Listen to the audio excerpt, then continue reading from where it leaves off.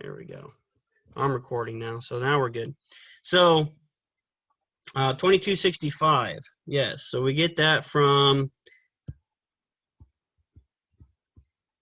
taking 15.10 times 1.5. So that's what they're getting per hour. So then for my regular, okay, I'm going to zoom in here. Okay, I would have to take 40 and times it by my 1510 to get that answer. And then here, I would have to take 4 times my 2265. Okay, so I'm getting 604 and $90.60 for overtime. So when you calculate gross this time, we want to add these together. So I'm going to add, and that's going to give me 694.6. All right, so maybe this will go a little bit quicker. All right, so let's go ahead and do the employee dog. So we add all those up, and how many total hours do we have for employee dog?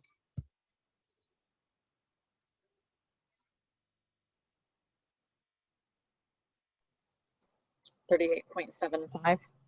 Thank you. So since it's 38.75, how many overtime hours are we going to have? 0. 0. Awesome. So now, this box, I'm going to draw an extra because we don't have any overtime. So there's not really necessary to calculate the overtime rate. So if I take 38.75 and times it by its regular rate, okay, so if I take 38.75 and times it by the rate of 18.7 for each one of those, okay,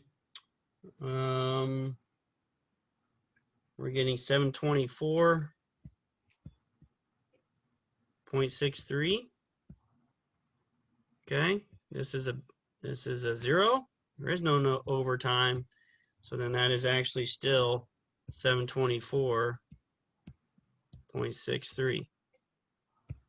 All right, last but not least, what do we have for employee girl? Total hours. 30.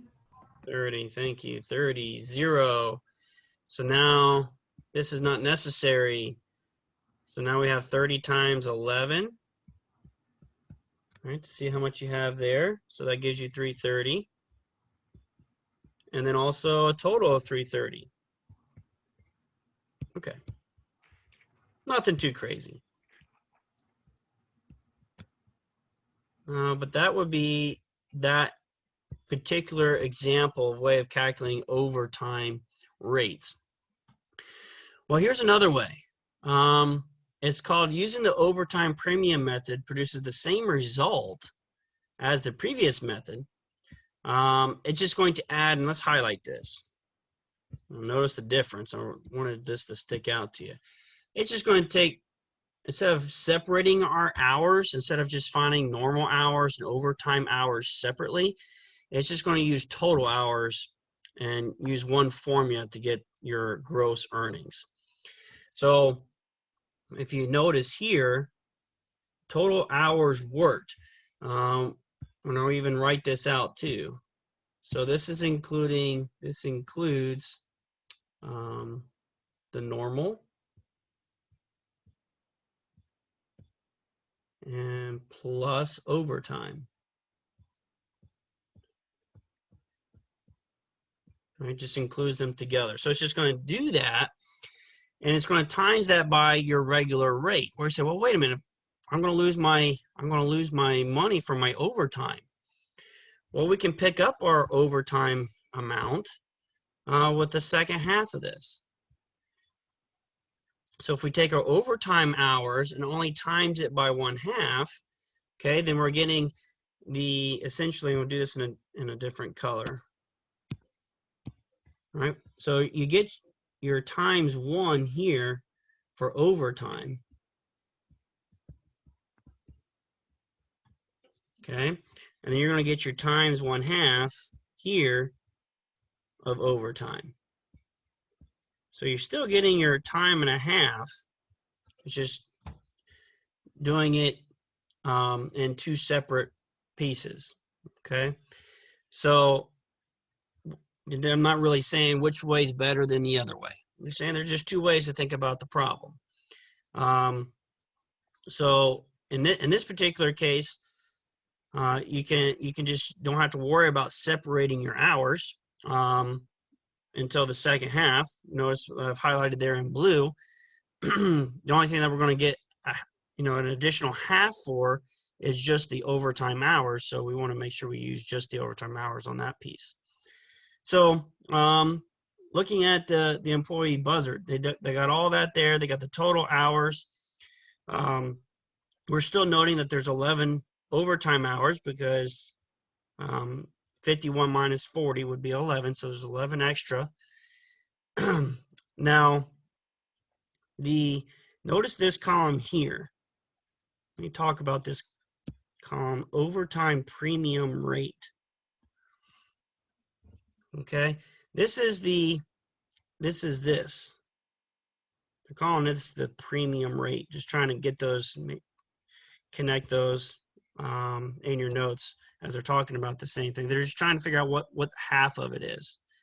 So you can do the second half of your formula, which you can see. You can even connect it with the same highlighter here. You can see they're doing that right there.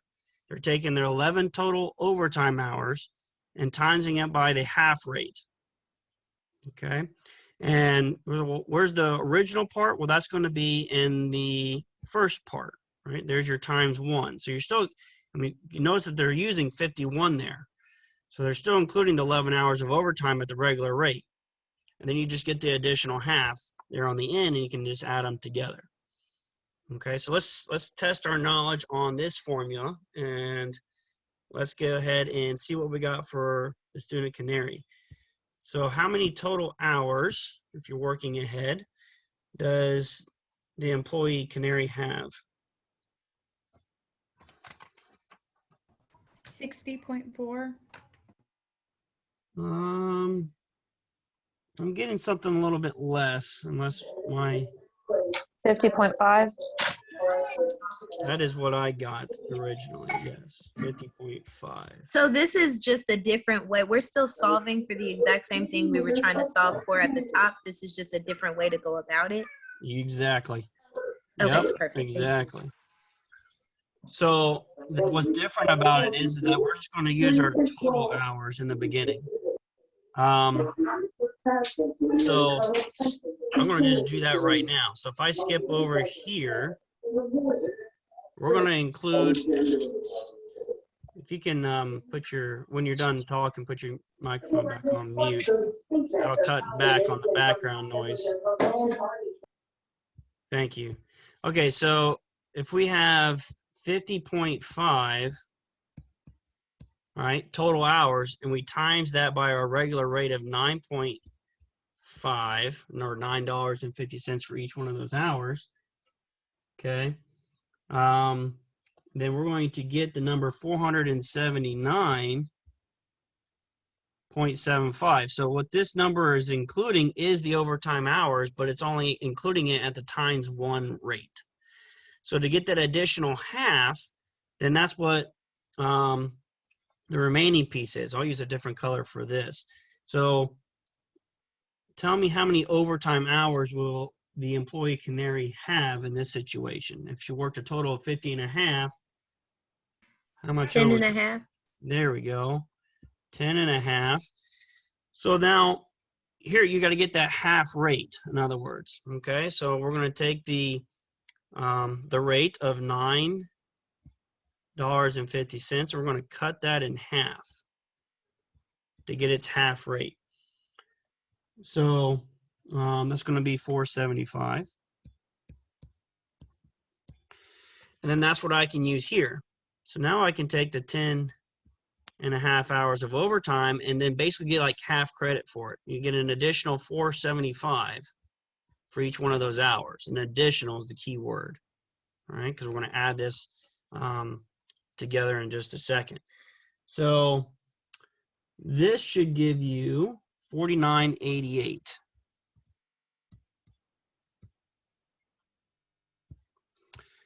Okay, and then a grand total. So once we add those together, okay, so we can put our regular and our overtime together, we get 529.63. Okay, so just another way of thinking about it. Okay, let's keep going. So what about Dolphin? How many hours do we have here for the employee Dolphin?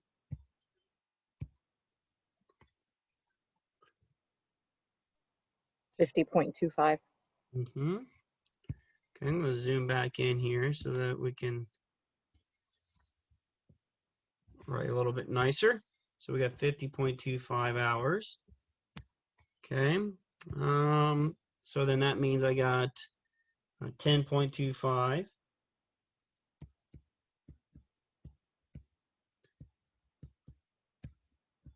Cut that in half. We're got a half rate of $4.30. Okay, so 10.25 times $4.30 for each one of those. Okay, we get 44.08. And then back to the regular. All right, so we're going to include all 50.25 hours at the regular rate of 8.6. And that should give you 432.15. 432.15. And then we add these together,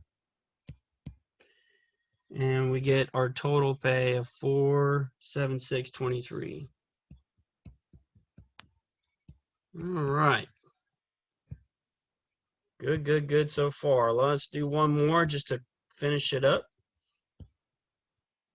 All right, I'm going to try to do less talking on this one. So let's see what we got. So what is our total hours for the employee Eagle?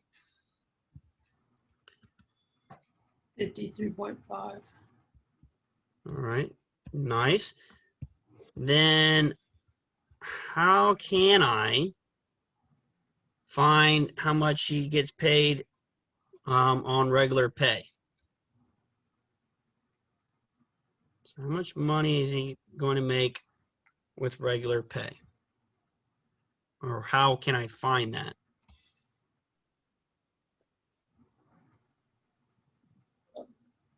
Take 53.5 times it by 12.50. Okay, very good. And when I do that, you guys should come up with 668.75. Okay. How many total hours of overtime are we have here?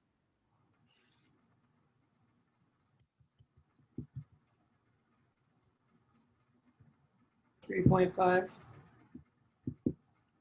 I think I don't know if you said 3 or 13. 3.5. Okay. It will be 13 Yeah, sorry, my bad. because that's okay. I just want to make sure that I heard you right and that you got the correct answer. So 40 hours, anything over 40 is going to be overtime. So then what do we have for our half rate?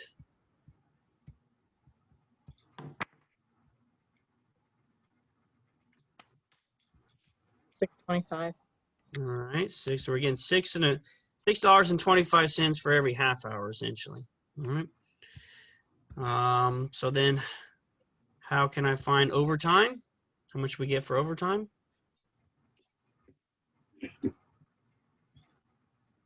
I should say how much we get additionally, all right, for overtime in this case. So it'll be 13.5 multiplied by 6.25. Yep. Thank you.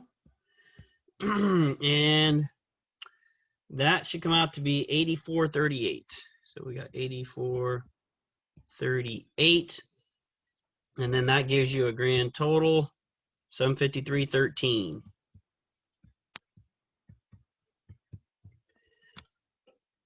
Okay. All right, so questions on filling out a payroll ledger.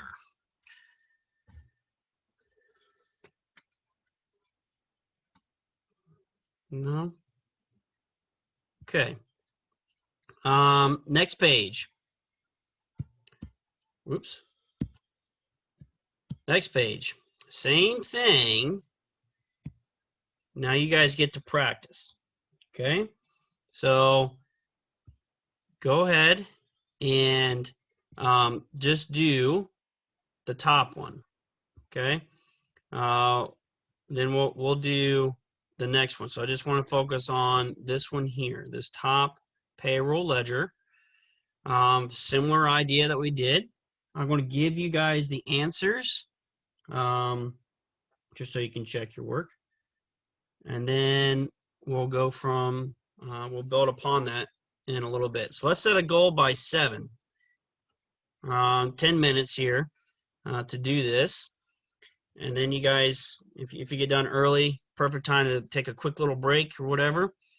But let's set a goal by 7 o'clock to fill in that first one. And obviously feel free to work ahead too. I am not going to be upset if you did that.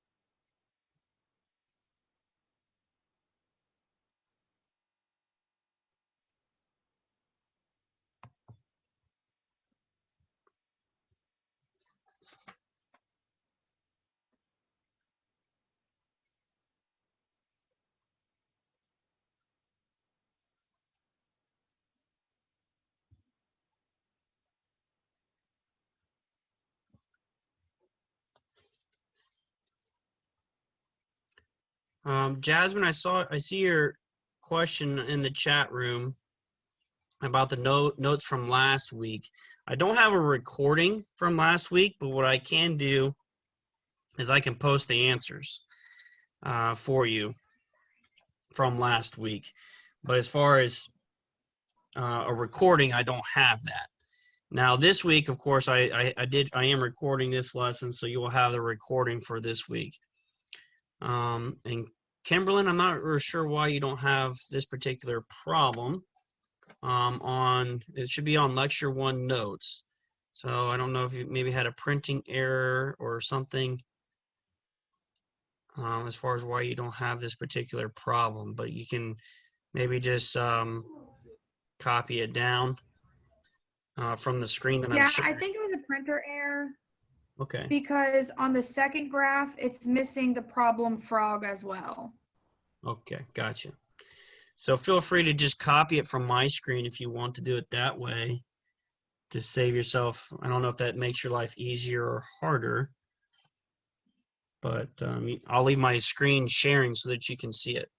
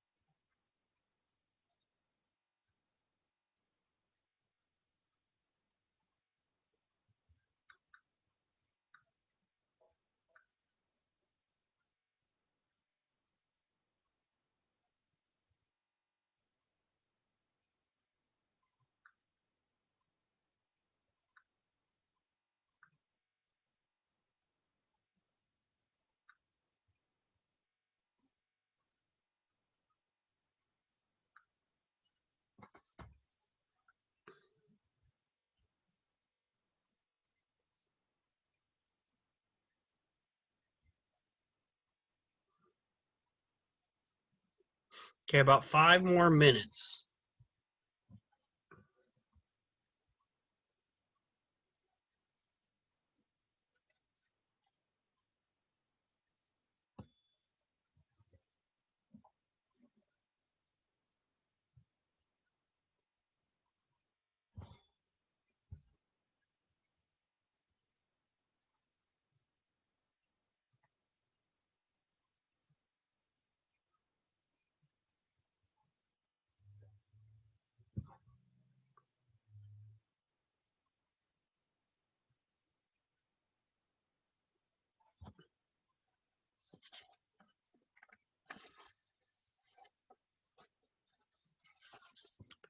I'm also on this next break that we're going to have later on. I'm going to try some breakout groups to get you guys to be able to interact with some of your classmates and compare answers too. Just to give that a shot to kind of change up the pace a little bit, do something a little bit different, and see how that goes as well. But we'll do that on the next round.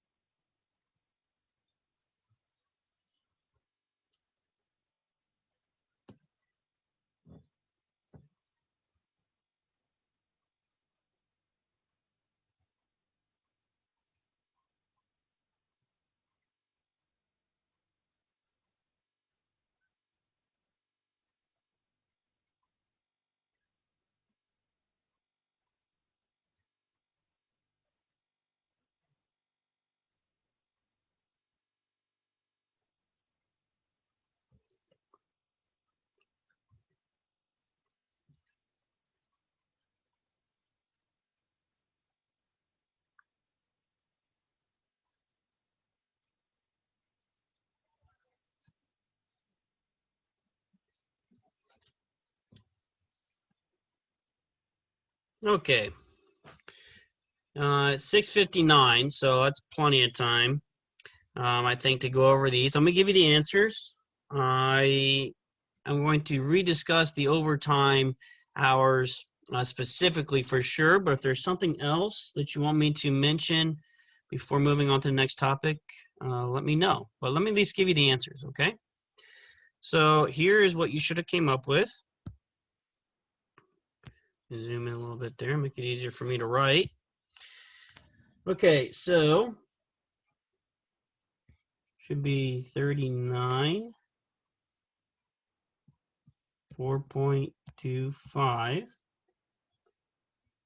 39.5, 3.75, 38, and 4.75.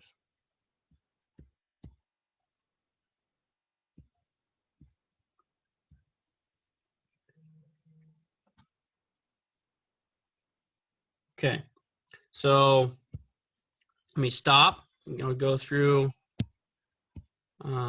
this real quick here. So this one, they try to throw a curveball on you. Let's see what it is. If you go back up here, it says the daily overtime time and a half is paid for any time worked over 8 hours. So let me I don't know if that, maybe you overlooked the instructions and like, well, I thought it was over 40. Well, not, this is over anything over 8 hours on a particular day is going to be counted as overtime. So on any one day, regardless of how many hours are worked in 1 week. So kind of a similar situation, but like, so if we looked at Bear, for example. All right, so Bear,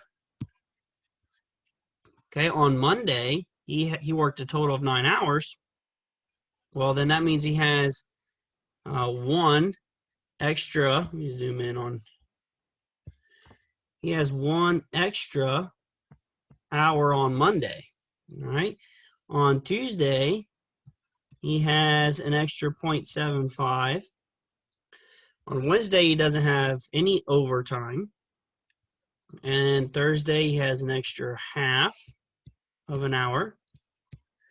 And on Friday, he has 2. So if I take these specific overtime hours and add them, so there's 2 plus 0.5, that's 2.5, plus 0.75, okay, will be 3.75. Or 0.25 is what I meant to say, 3.25. And then plus 1 more would be 4.25, and that's where this comes from, 4.25. So you had to be careful there as they changed the instructions as far as how overtime was calculated in this case. It wasn't over 40, it was just over an 8-hour work day that would happen. Okay, so everything else should have been the same as far as how we go about calculating it. So let's just go ahead and give you the rest of these. So now we get our overtime rate, which is still time and a half. So we're still going to take these regular rates and times them by 1.5. So again, we're just timesing these all by 1.5 times 1.5 times 1.5. Does you see what that would be? Can you zoom out a little bit real quick for me, please? Yeah, no problem. Thanks for speaking up, or else I wouldn't know. So there, does that help? Yes, sir. I have a quick question. So Go ahead. with the daily, anytime work over 8 hours in a day. Okay, thank you. Sorry, I was confused as to where we were getting the difference, but it's if they didn't work 8 hours in a day. Okay, thank you. Sorry, guys. You're all right. No, don't apologize. All right, so here we go. So here's the overtime rate for these. So you should have 14.78. We should have 16.2, 25.8. Okay, that's your overtime rate. Now, to get our regular pay, okay, we're going to need to see if I can run out of colors here almost. Let's change it to green. So we're going to take our total hours of regular, times it by our regular rate. Okay, just times these together. Okay, and that's going to give you the following. We should have 384.15, 426.60, 653.60. Okay, let's see if I can find another color here, maybe orange. Then we do our overtime. So we take our overtime rate times the overtime hours. Okay, and we're going to multiply these together to see how much money we have there. And by doing that, you should get 62.82, 60.75, 122.55, and then we just would add those together, okay? Regular and overtime pay together to get our totals, which should be $446.97, $487.35, and $776.15. Okay. And that is that payroll ledger filled out. So I'm going to pause. Is there any questions about that ledger that you need me to just go over again or rediscuss before we move forward?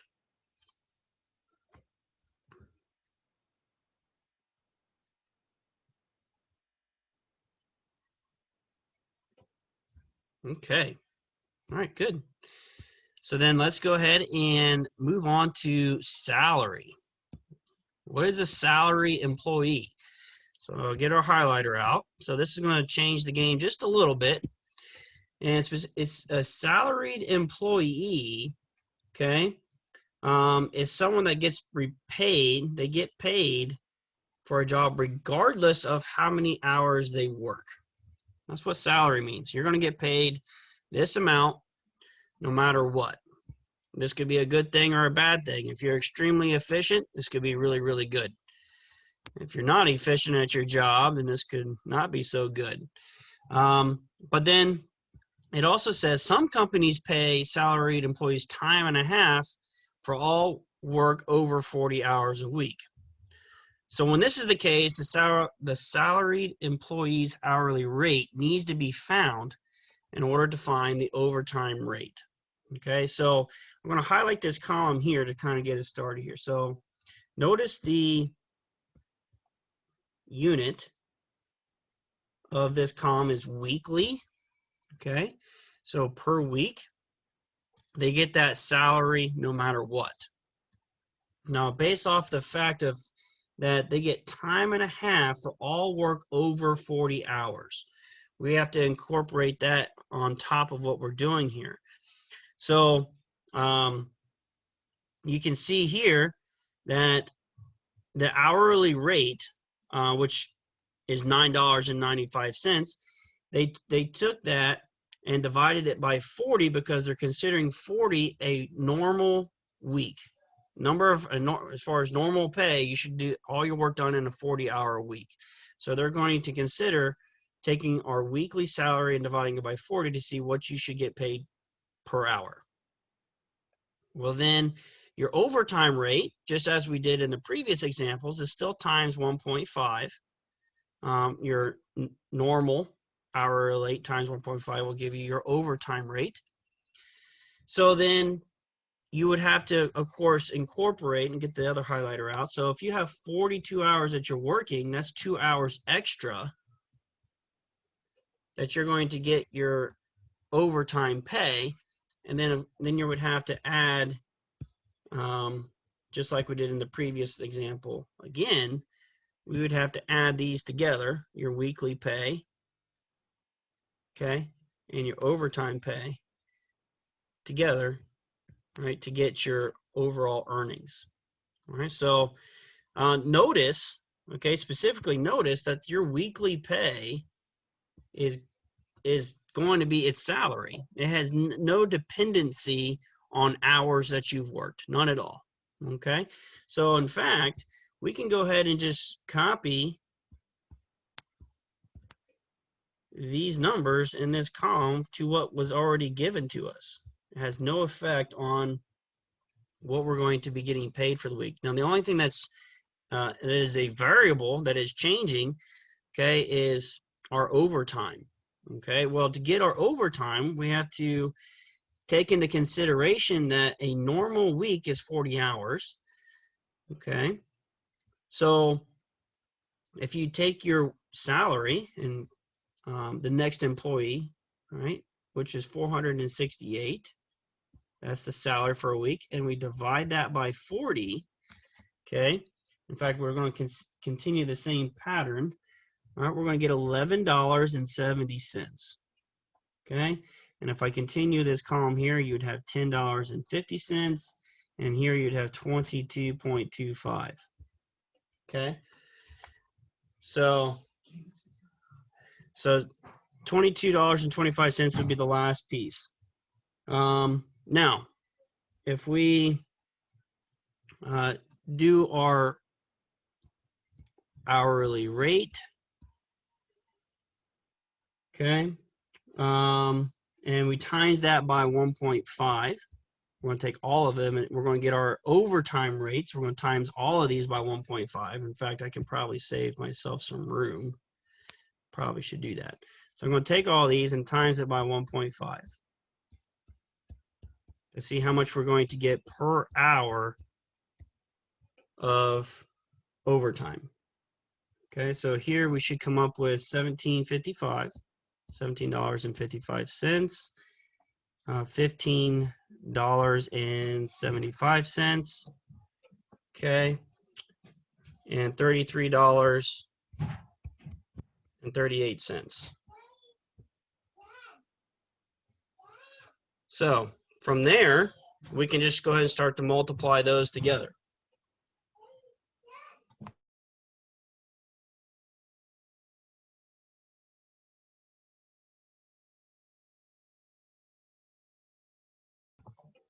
Okay.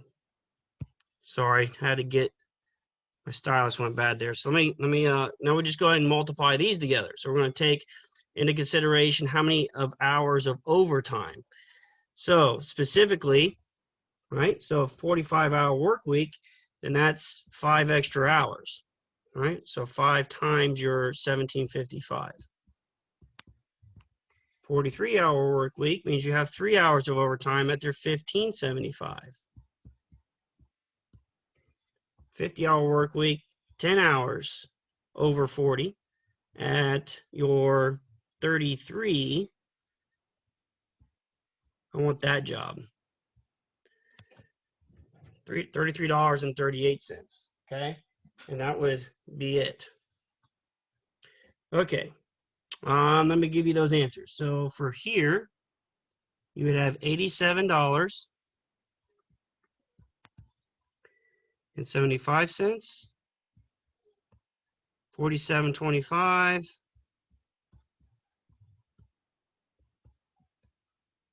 and $333.80. Okay, and then we add those together.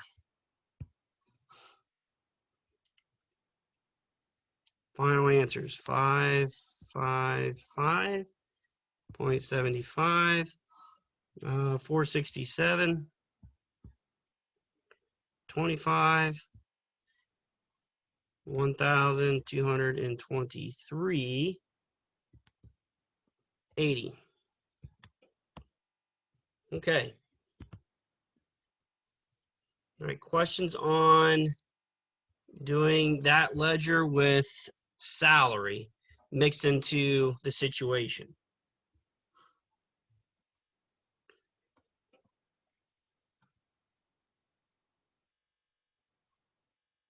Okay.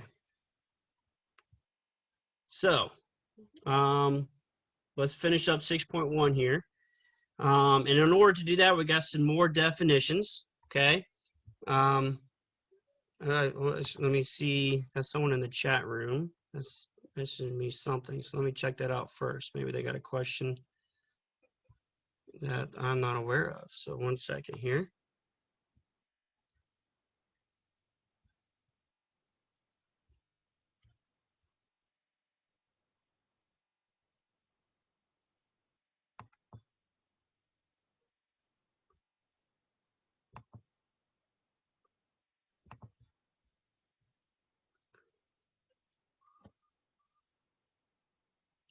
Oh, okay.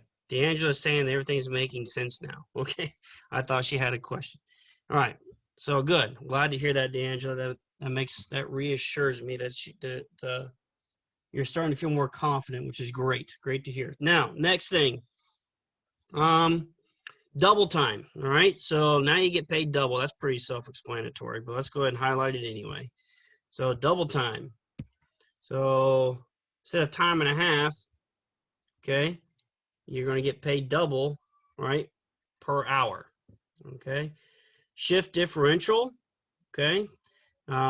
Usually paid for less desirable hours. Examples, the night shifts, the swing shifts. So anytime you got shift differential, your hourly rate is higher for those types of shifts. A split shift. So if they're staggered, restaurants and nursing homes, you might work 4 hours on, 4 hours off. But for those each 4 hours that you're working, you're going to get paid more. And then comp time, interesting. So comp time, instead of money, you're just given time off from regular schedule, but you still get regular pay. So as an example, an employee gets 12 hours off for working 8 hours of overtime. But those 12 hours will be paid. We call that was in that situation, we would call those comp time. Here's something else that's important. I mean, there's 12 months in a year. So if you're getting paid monthly, you're getting 12 paychecks a year. Semi-monthly means you only get it twice a month. And since there's 12 months in a year, that would be 24 paychecks. Bi-weekly means every other week. Okay, bi-weekly is every other week. And since there's 52 weeks in a year, you actually get 2 extra paychecks if you get paid bi-weekly versus semi-monthly. So that's a little bit nice. I guess it depends how it's spread out. And of course, weekly is 52 weeks in a year. So 52 paychecks would be considered. So some common terminologies as we get into this next role of payroll. We're going to start breaking down our pay based on how often, I should say, we're going to get paid. Okay, so to do that, let's go ahead and move to the next table. Okay, and everything that I just got done saying, so if you want to convert it to years, the word annual, I can highlight that for you guys too. So depending on how often you get paid, if you want to figure out what they're calling annual pay, they're saying how much are you getting per year. That's what annual means, right? So also if you're getting paid monthly, you want to times it by 12 because there's 12 months in a year, and then the pattern will continue for the rest. If you want to figure it out per pay period, so different highlighter here. So not per year, but per pay period, then you want to divide it by however often you get paid, whether that's by month or semi-monthly, bi-weekly, or weekly. You would want to divide those to see how much you get per pay period. But you would also have to know what the yearly rate would be, right, to go backwards. So here's a good example. We have an employee named Jaguar. Okay, so you can see the calculation here. If we were given annual from the beginning, okay, we know annual means per year. So we can just continue to break this down. As you can see by the calculations here, annual divided by 12. So in other words, they just took 23,040 and divided by 1920. Or sorry, divided by 12, sorry, to get 1920. And then they did the same thing for bi-weekly and weekly, but what they didn't do is show the semi-monthly. So I want to fill that out. So what would you have to do, or how did they get 960? If you're getting paid $23,040 in 1 year, how could I figure out how often you get paid semi-monthly? Divide it in 12 and then divide that in half. That would work. Yes.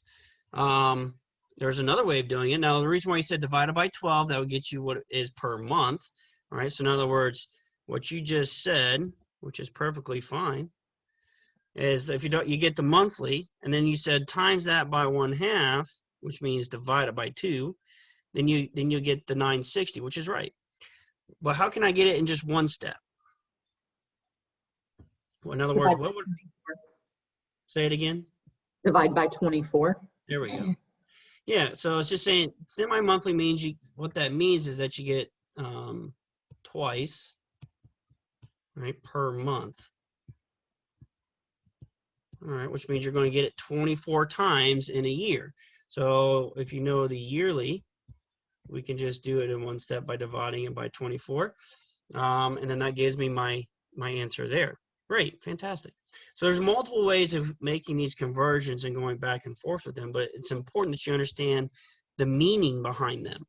Biweekly and semi-monthly get confused, as we can, I'm gonna get the highlighter out, because there's 52 weeks in a year, so you gotta be careful with that. And so if you go every other week, you actually get 26 payments. But if you do semi-monthly, that's just twice a month. So you get 24 payments in a year. So just be very careful with those, as they're very close. They really, you can see they differ by 2. Okay. All right. So let's go ahead and see if you can help me get started on the next employee here. So if I know somebody gets paid $5,200 a month, let's go to annual. How would I calculate how much this employee would get annually?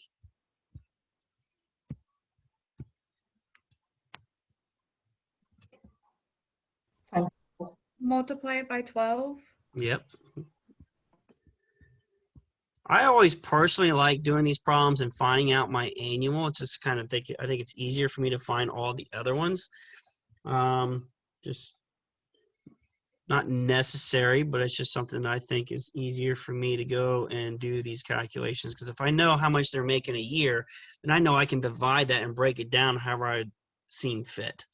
So just as I was, how could I figure out semi-monthly for this particular employee?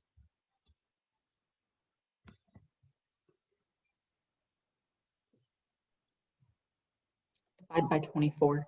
There we go. So now I can take my annual, and I know that's going to be broken into 24 payments, 24 equal payments.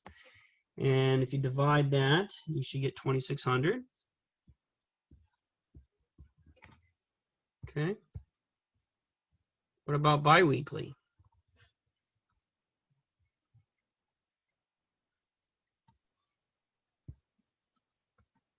You don't have to give me the answer, but how would I calculate it? Divide by 26. Yep. So you can see the formula up there. That's why I like, if I can get my annual, it makes this a little bit easier for me. So I can just divide that by 26, and then that gives me 2,400. Fantastic. All right. So then what about weekly? Divide by 52. Yep. So now I can take 62.4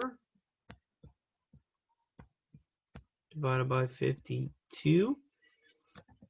And then that should give you 1,200. Okay. All right. I'm going to try something new and different, and that's groups. I'm going to try to put you guys in breakout groups before we move into the next section. So I'm going to stop sharing for the time being.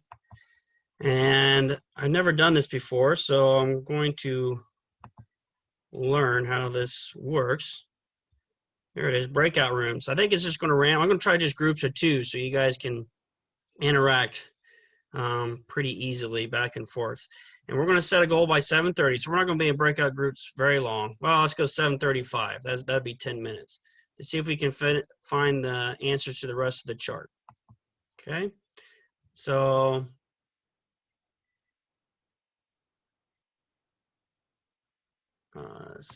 groups of 2. Here you guys go. You guys will be going, and I'll bring you guys back at 7:35, 10 minutes.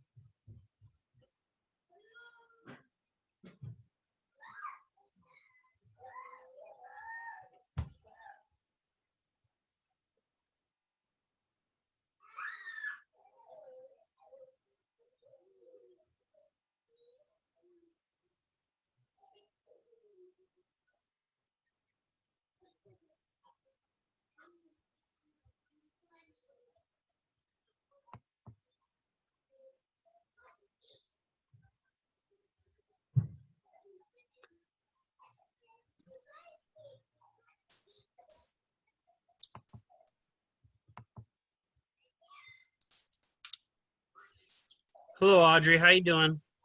I'm good. Sorry I was late to class. Yeah, we are in breakup groups right now, working on Okay. a problem. We're on the very last um, payroll ledger from section Okay. 6.1. So it'll be in your first lecture notes. Okay, Um, perfect. I did record everything, so you will have the recording posted for you in eLearn. Oh, If you thank need you. to.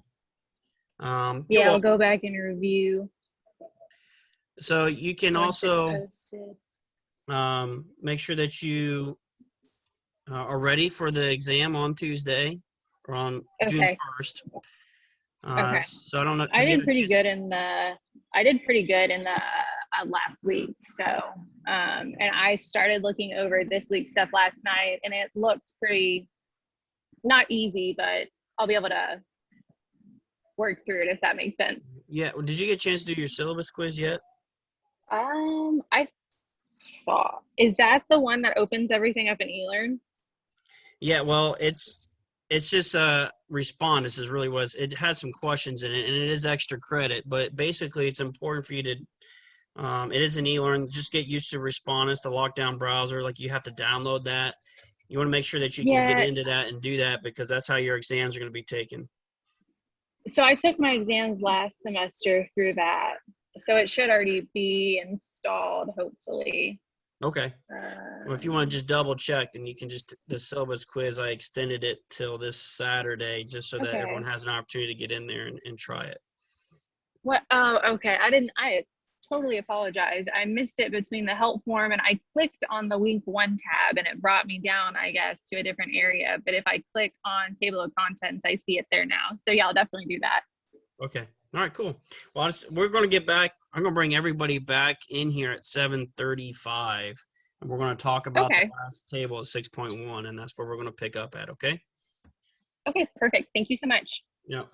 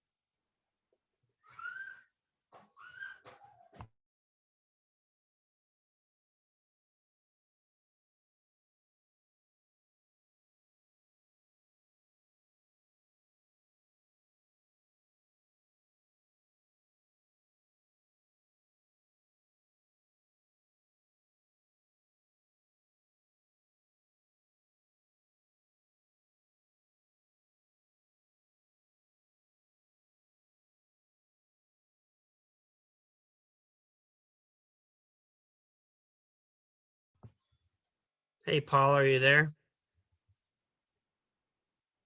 Yeah. All right. So I just wanted to say, I just realized when I put you in breakout groups, it just did it randomly. So I apologize putting you putting you in a wrong group. But I'll try to fix that the next time that we do this. Okay. Olivia, you doing okay? Yep, I'm just Okay. working through the problems. Okay. Sounds good. I'll leave you guys at it then.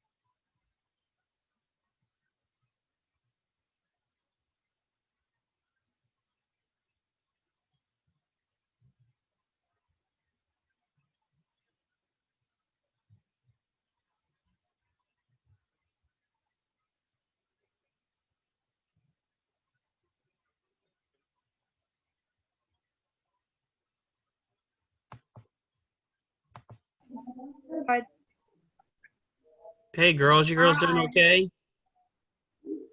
yeah, I'm confused, but I'll figure it out. Okay. Is there something I can help you with? Well, well, no, I'll just listen. Like, I think we're confused on the semi-monthly part. Okay. like Uh, what's the difference Yeah. bi-weekly and semi-monthly? yeah, bi-weekly means you're getting it every other week. Or another way to think about it, that would be 26 times throughout a year. Bi-weekly would be. And then semi-monthly is just 2 payments a month, no matter how many weeks are in the month. Correct. So Okay. 24 times in a year then. Okay. Okay. Yep. So it's actually better off, I guess, depending what your rate would be, I guess, but you get more payments bi-weekly. You get 2 extra because Right. there's only, there's 12 months in a year. So semi-monthly would be 24 payments, but there's 52 weeks in a year. So if bi-weekly, if you divide 52 in half, you'd have 26 payments.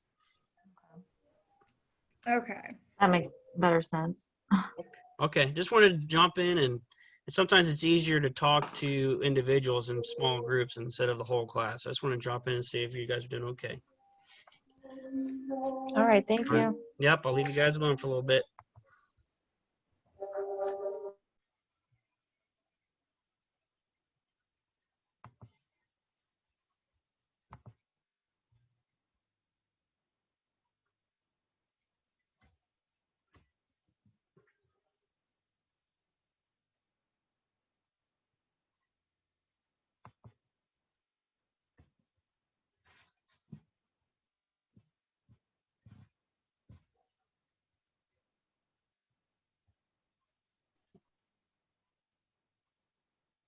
In progress. All right, welcome back. If you're now coming in, we got about another 40 seconds to have everybody come back to the room itself. As we're waiting, I'm going to go ahead and reshare my screen. Share our notes so we can go through these answers together. But like I said, we got about another 18 seconds there. So how did that go? Real quickly. I've never done breakout groups, but you guys didn't get lost in your transitioning, I should say, from one group to the next.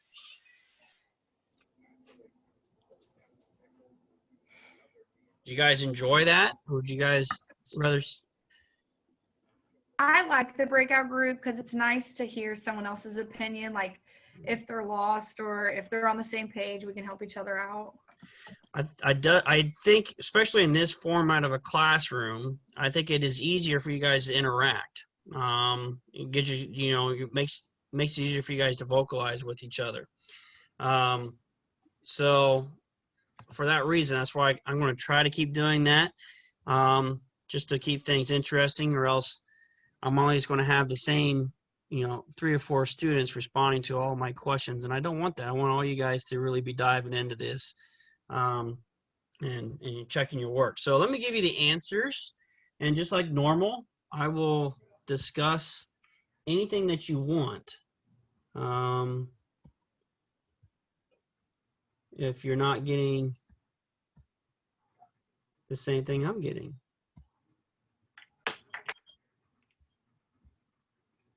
And if we're okay with this, we'll go on to our final part of today, which is just 6.2. Let's see here.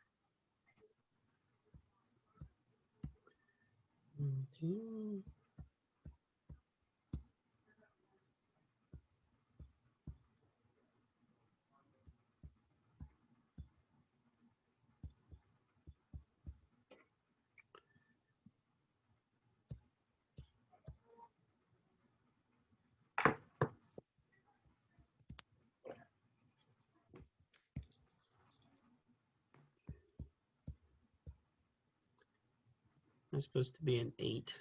10, 8, 7. Okay.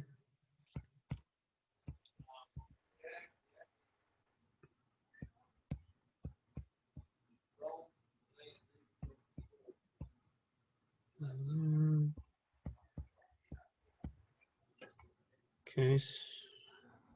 Almost done with the last column. Now we have 22, 152, 792, and 43, 200. Okay. I saw something in the chat room, so let me check that out real quick.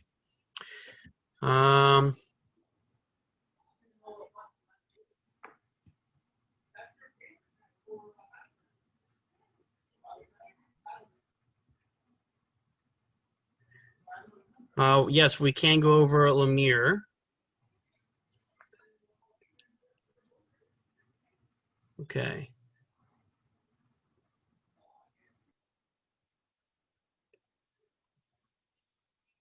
Yes, that will be, I'll try to do that next time during breakout groups. I'm just now getting used to that, but I'll definitely try to make sure I do that the next time we do it. Fantastic. Okay, so let's discuss Lemire real quick, and if there's some others, please speak up, and I'll try my best to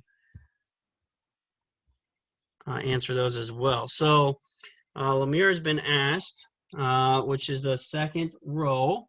Okay, so we know we're given biweekly. So in other words, biweekly is 26 payments within a year. So that, in fact, that would be my very first calculation, is that I would take my 852 and I would times that by 26, because I want to know, draw an arrow, what annual is. I think it's easier to figure out that first, because if you know how much somebody's getting in a year, then we can divide that to get our remaining pieces. So just knowing the definition of biweekly, that's every other week. So 52 weeks in a year leads to the fact that you have 26 payments in a year. So therefore I can times that by 26, and that's how I get $22,152 for a year. So then from there, I could take my 22,152 and I can divide that by 12. Then that will give me my monthly. Then I can divide it by 24. Okay, again, I'm taking my 22,152 and dividing it by these to get these other ones. And then I can divide it by 52. I can work my way backwards to get the remaining pieces.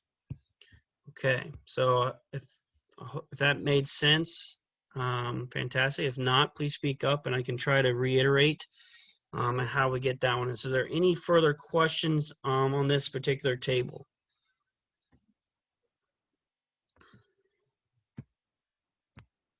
Okay. Yes, you're welcome. Anybody else? I appreciate you guys asking questions. I mean, this is how you learn. So practice, practice, practice. So that's why I try to leave you guys some time and opportunities to try to do some things on your own. So with that, let's get into the last section, okay, of today's class, which is now talking about gross earnings, piecework, and commissions. So what that means is, I'll just zoom in here first. Okay. Piecework is you're not getting paid, sorry, by the hour. You're getting paid by your production. So you're getting paid by production. In other words, how many pieces you may make in a manufacturing, you're going to get paid per item that you made that day. So it's not per hour, and it's not salaries, by how efficient you are at your job, essentially. Commissions, in most cases, not always, but in most cases, it's a percentage, and these are your sales people. Anybody trying to sell you something usually gets a commission. Can you off zoom of out just a little bit again, please? Yeah, I'm sorry. You're fine. Thanks for telling me, or else I don't know. So percent sales is usually for your salespeople. Is all I'm trying to say. So when they usually sell you something, they're going to make something off of that sale, and usually it's a percentage. Sometimes it's a fixed amount as well, but it just kind of depends on the situation. So we're going to throw these two types of situations into the mix and calculating our gross earnings. So let's go through. So as it says there in the first paragraph, just to make sure I don't skip ahead, in section 6.1, all the wages were figured on time rates. In this section, we're going to learn about the pay for production. This is sometimes called incentive rates. The more quantity or the amount you produce, the more money you're going to earn. So the calculation is as follows. If you want to figure out your gross earnings, you're going to take your pay per item and times it by the number of items that you made that day. Okay, so pretty straightforward. So if you made 318 jacket collars and you're getting paid 73 cents per jacket collar, we just would multiply those together, and then that would give you your total amount that you had made for that day. Okay, and you would repeat the same thing for the remaining rows, and you would have these following values. Now this is per each one of these items. So one was lapels, one was sleeves with cuffs, and one was jacket collars. But then you would add these together because you're making all these in the same. It doesn't tell you whether this is per day or per week. It doesn't really give us that unit. But in this particular situation, you would add these together to get a total of $363, okay, and 24 cents for gross. Okay. All right, so that is the bottom of that. So before I go to the next page, just want to pause for just a second. Questions on that particular example?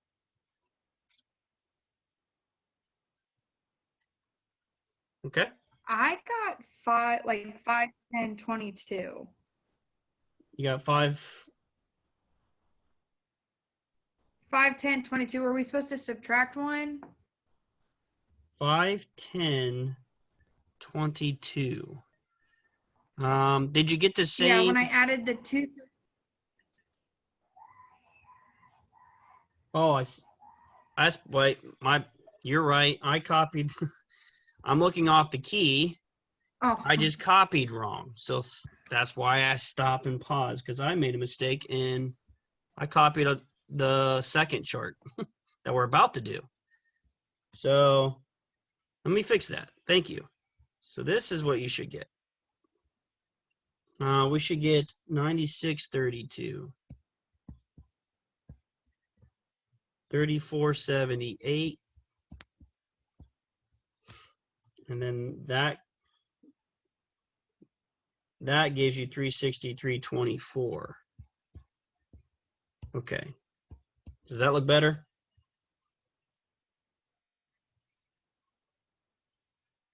Yes. Okay. All right. Thank you.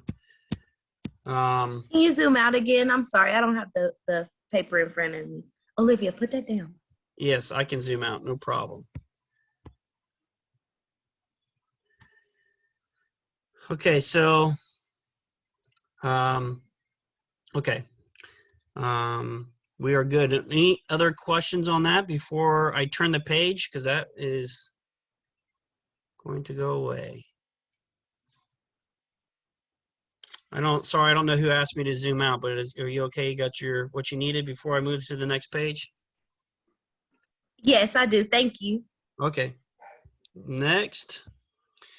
Same thing. Okay. Same situation, but up in the wording, they give us how much of each they're making. So Swan is paid 79 cents, and it goes through them all. But then, like I said, they're going to give us the amount. So Swan's growth is he assembled 142 of these desks, 127 of these table lamps, and 122 of these ceiling fans. So we're going to take that information that's given to us and we're going to put it in our table. So we have 142, we have 127, and we have 122 ceiling fans, lights that is. We multiply those together.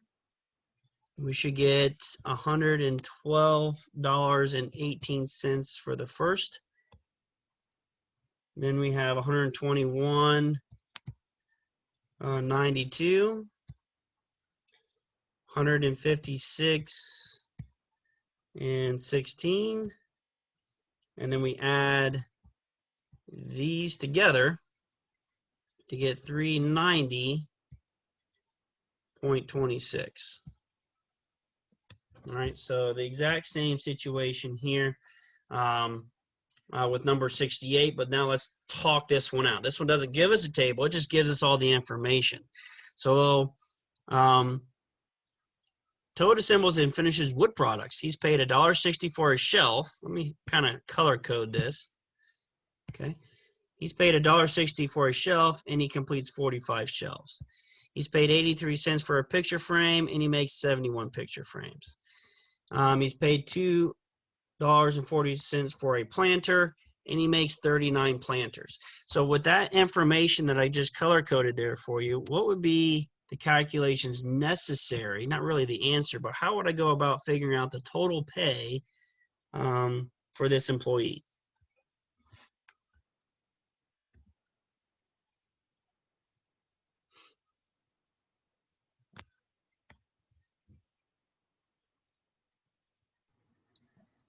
You like take the shelf and times the amount made, and then you go through and do that for the rest of them. Okay, and then after I do that, what am I going to do in between each one?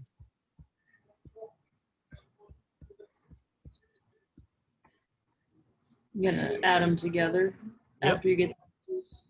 That's exactly it. We got to add them together. So I'm going to multiply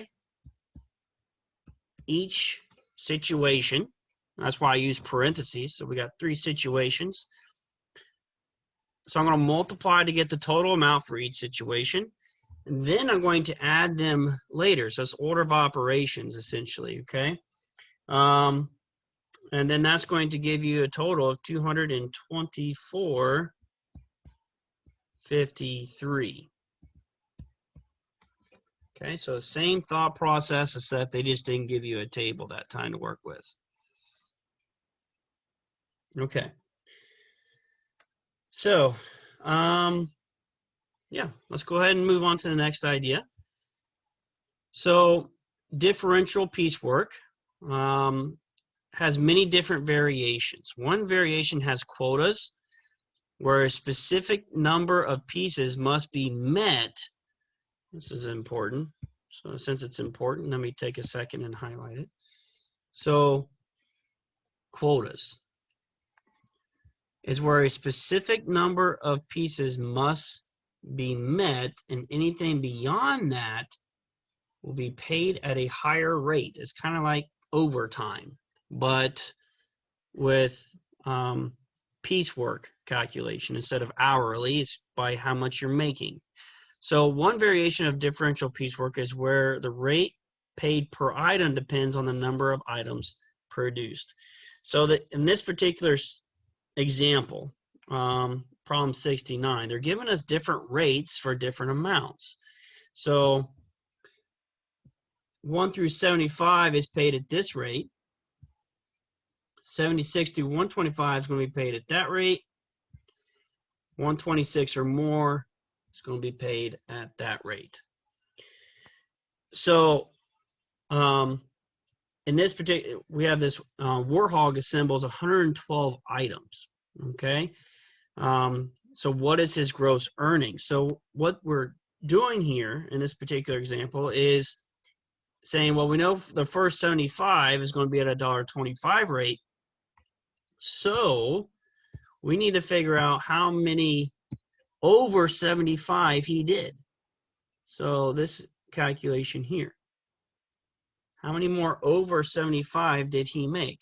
Well, if he made 112 total, we subtract 75, we see how many he made over that, which as you see is 37. So now, so for those 37 units, he's going to get $2 for each one of those. You can always check by adding these up to make sure that you have the total, to make sure that it comes up to be 112. So you can always double check your work with these type of examples by re-adding each unit, all right, for each different set, and then making sure that you have your original amount before you go ahead and multiply your work. But in this particular case, you would have $93.75, $74 here, none, because he didn't make more than 125, so he's not going to get anything at that particular rate. And then we are going to add them together, and then that gives you 167.75. All right, for its gross earnings. Okay, so on the next page, you'll see, okay, 2 more problems that we're going to do, and then we're going to introduce the last piece, and then we're going to try breakout groups one more time, and then we're going to be done as far as material goes, and then you guys can have some time to work.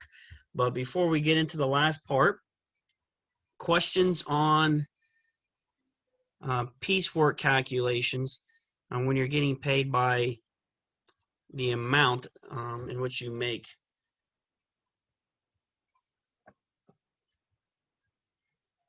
Okay, then let's go ahead and go to the next piece. All right, so you guys help me out. We're going to basically do this together.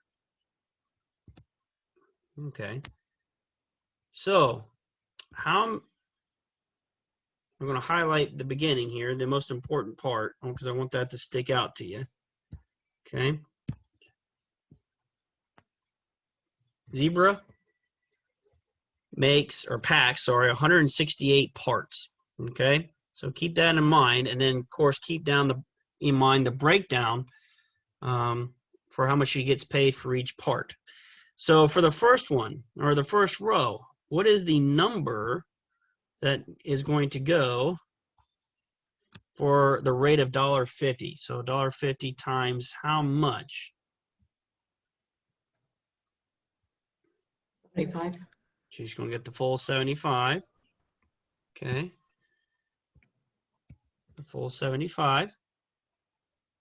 How much in the next one?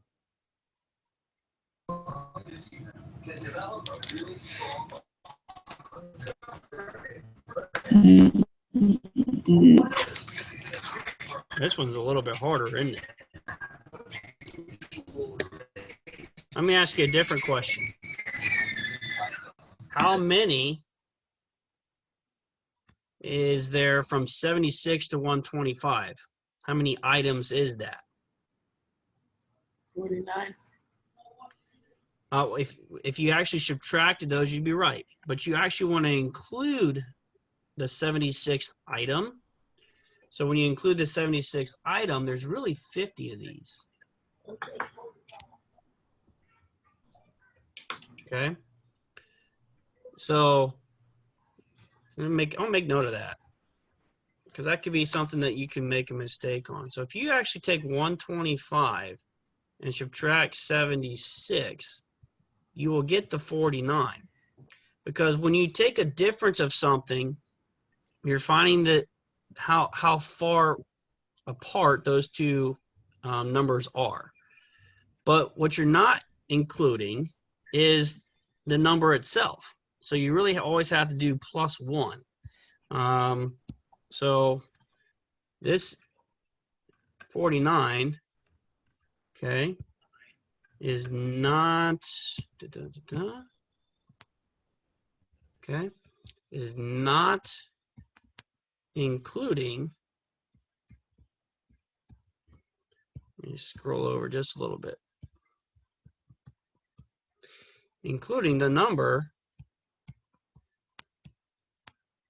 49 itself. So for that reason, we must tack on 1. So if you do it that way, if you think about subtracting the 2, you always want to tack on 1 so that you get the right count. Okay, so if we were to really write out all of the numbers from 76 up to 125 and like literally write them out, you're going to come up with 50 of those numbers. Okay, that's why that one is a kind of a tricky question. Now another way, if I did, as a side note, if I did 75 plus 50 and added these together, you'll get the 125. Okay, which then confirms, all right, the last digit there, right? So we know we're good when we say 50 there. So then how much is remaining for the last piece? So again, we need to get up to 168.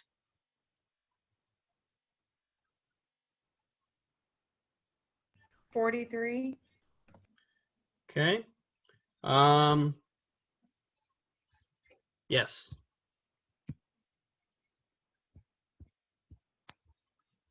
Okay. And again, this is how you can always make sure that you're on the right track, is that you would just take your time, add all of these up, and make sure, for a little check mark, just to make sure that it is the total amount of parts that was made in the first place. Make sure that you're not leaving one out or anything like that.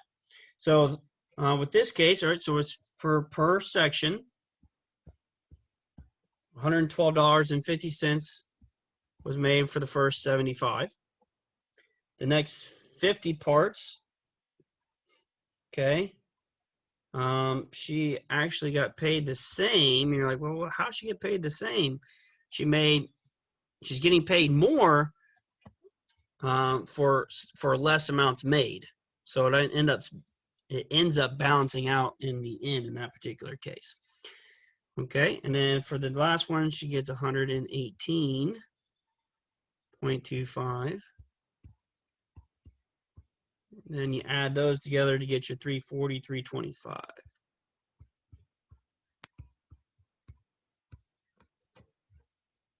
Okay.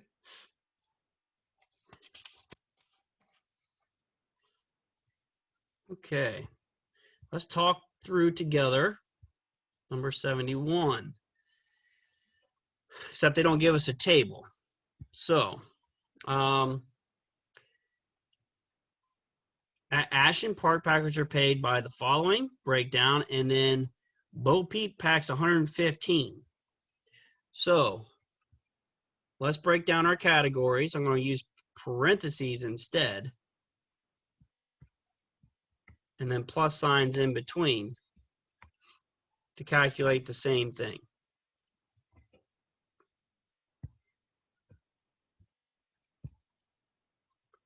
We got 3 categories here. I don't know if we'll use all 3, but I see that we have 3 categories. That's why I made 3 parentheses. So I know the first category, I'm getting paid $2.85 for the first 50 parts. And then I'm going to get paid $3.15, okay, for the next group. And then I'm going to get paid $3.90 for the next group. But we got to figure out the breakdown, and that's where I need your guys' help. So what am I going to multiply? Got a question here. Come up. I got a question here about coming up with the number part.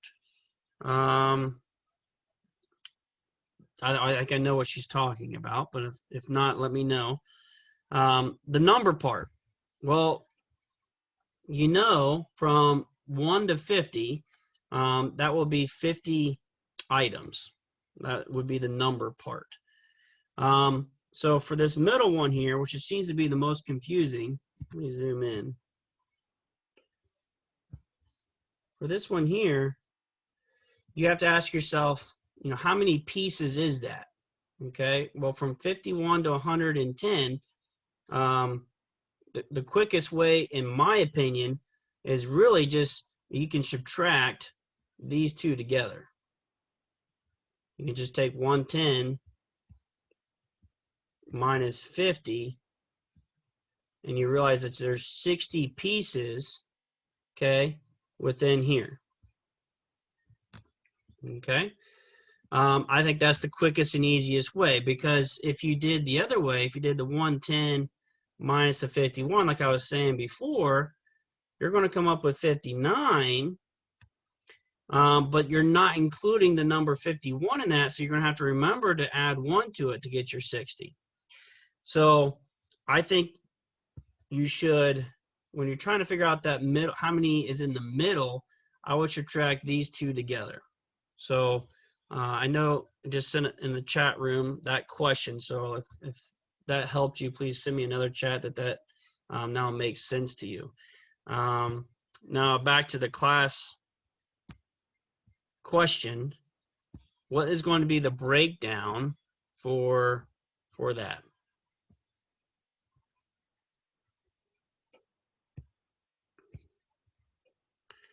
In other words, what am I going to multiply $2.85 by is what I would need to know first. 50. Yep. What am I going to multiply the 315 by? And why? I got 60. And So I did the subtraction, added 1. okay, subtract and add a 1. Okay. So how did I know I want to use the full 60? That can go to anybody, but just how did I know that? Why not? Yeah, just I guess I can't rephrase that any. Why am I going to use the full 60 for the $3.15?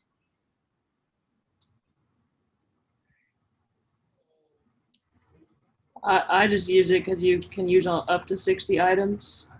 So, and then the remaining 5 I put into the last part of the problem. Yes, the remaining 5 was kind of what I was trying to get at, to make sure that you guys were checking, to make sure that Bo Peep here made 115 parts. So at the moment, all right, 50 plus 60 is only 110. Okay. And then he made 115 parts. So then that's where the times 5 comes into play here. So again, you can check your work, and you should check your work to make sure that you have a total, okay, that this is all adding up like it should. Okay. So then, of course, plus 5 would then be 115. So then there's your check. Okay. All right. Okay, so then we do all that together, and we get $351. So if you do all that, oops, didn't mean to draw on that. So this should come out to be 351. So remember, of order of operations here, we are going to do each part first and then add last. All right, so we figure out the products, or we figure out the multiplication first, and then we add after doing that. Okay. Questions before we move on? I got one last thing to talk about, then you guys are going to be getting into groups. Breakout. I'm going to try the breakout groups one more time, and then we're going to close.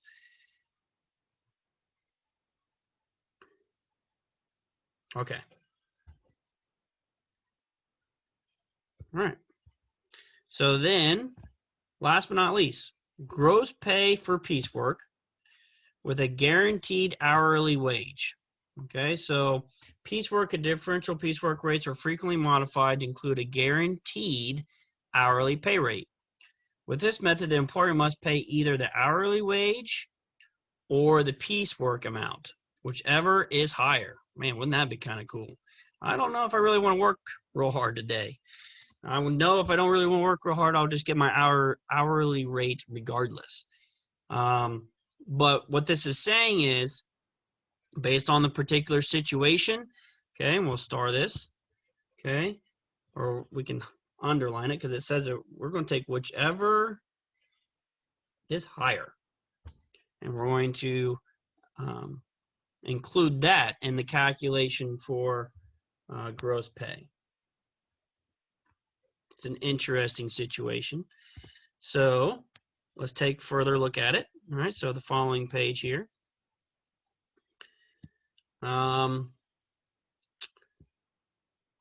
Maxine is an employee of Al-E Gator Manufacturing Company. She has an 8-hour workday, and each day is paid 30 cents for each unit produced. So each one of these little pieces of information, I'm going to take a second and highlight. So she has an 8-hour workday.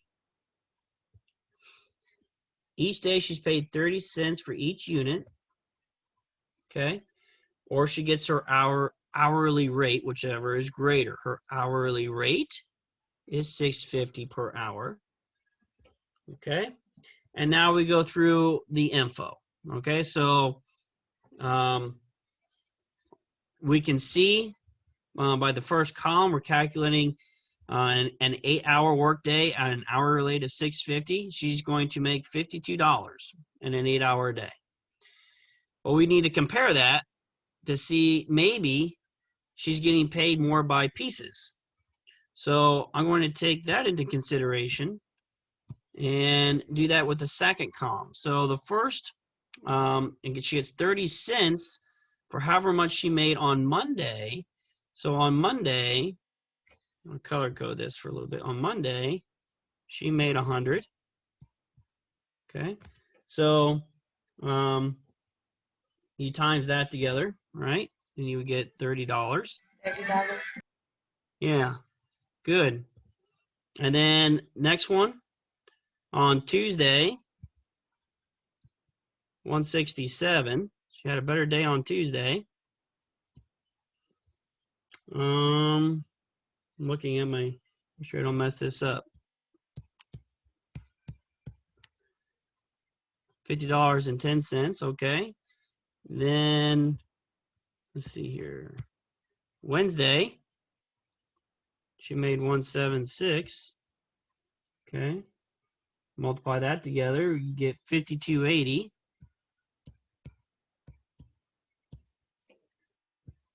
Okay. Next one, Thursday. She got 186 there. $55.80. And then last but not least, 147 on Friday. She took the day off on that day. No, just kidding. Took the day off on Monday. Monday was the lowest. But in this one, it's 44.10. And then now we just decide which one's better. Okay. So I'm going to get my highlighter out. And I'm going to highlight which one is higher. So in Monday, $52 was higher than 30. Tuesday, $52 was higher than $50.10. Wednesday, $52.80 was higher. Thursday, $55.80 was higher. And then Friday, $52 was higher. So we're just taking the higher amounts, and then that is the better wage. So over here, we'd have the 52, the 52, the 52.80, the 55.80, and then the 52 again. And then we add these up for the weekly gross, which we get 264.60. 264.60. Okay. Now, to kind of close out this lesson, we have several more examples of this that I really want you guys to have time to interact with. It really just kind of encompasses everything that we've done together. But, of course, I want to give you guys time to answer them. So we got problem 73, 74, okay, and then these few charts here on, in fact, I'm going to stop you at that, okay? I'm going to stop you at that one. Okay, I'm going to just work on these two here, and I'm going to try my best to see if I can put you guys in breakout groups the correct way. Any questions about anything before I put you guys in breakout groups again? No? Okay.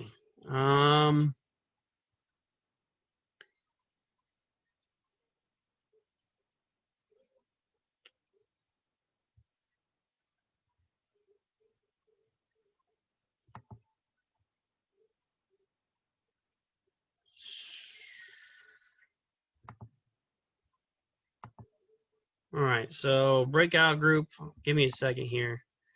I'm gonna put,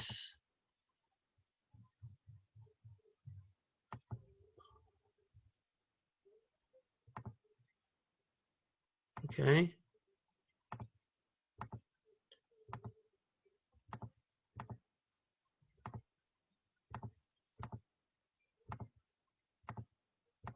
Okay. All right, breakout, set a goal for 8:30. All right, again, just 73 and 74. So by 8:30. Any questions?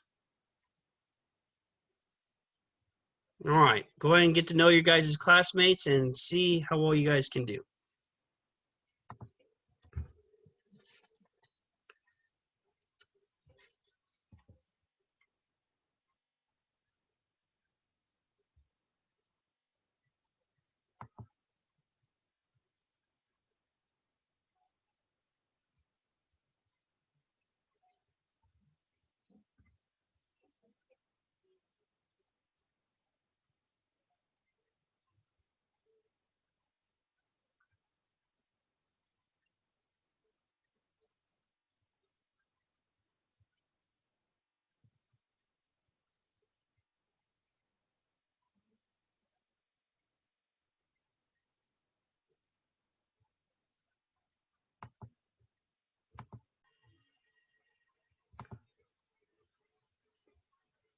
Okay, was I successful? All right. Everyone's in the same group, so that's good. I'm glad we got that figured out.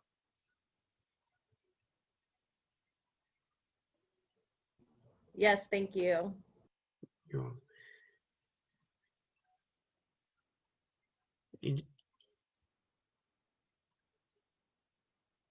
You guys can just raise your hand if you need me to come back into the room. I just wanted to drop in and make sure everything was going okay.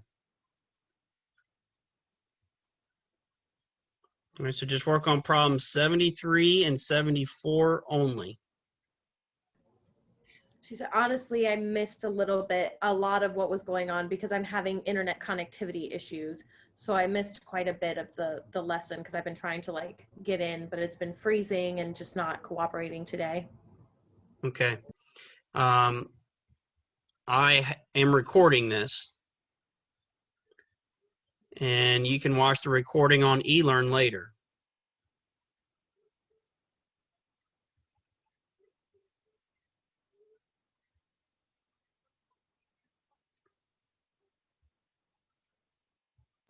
Right. Will do. Okay. All right. I'll leave you guys alone. We're going to get together at 8:30.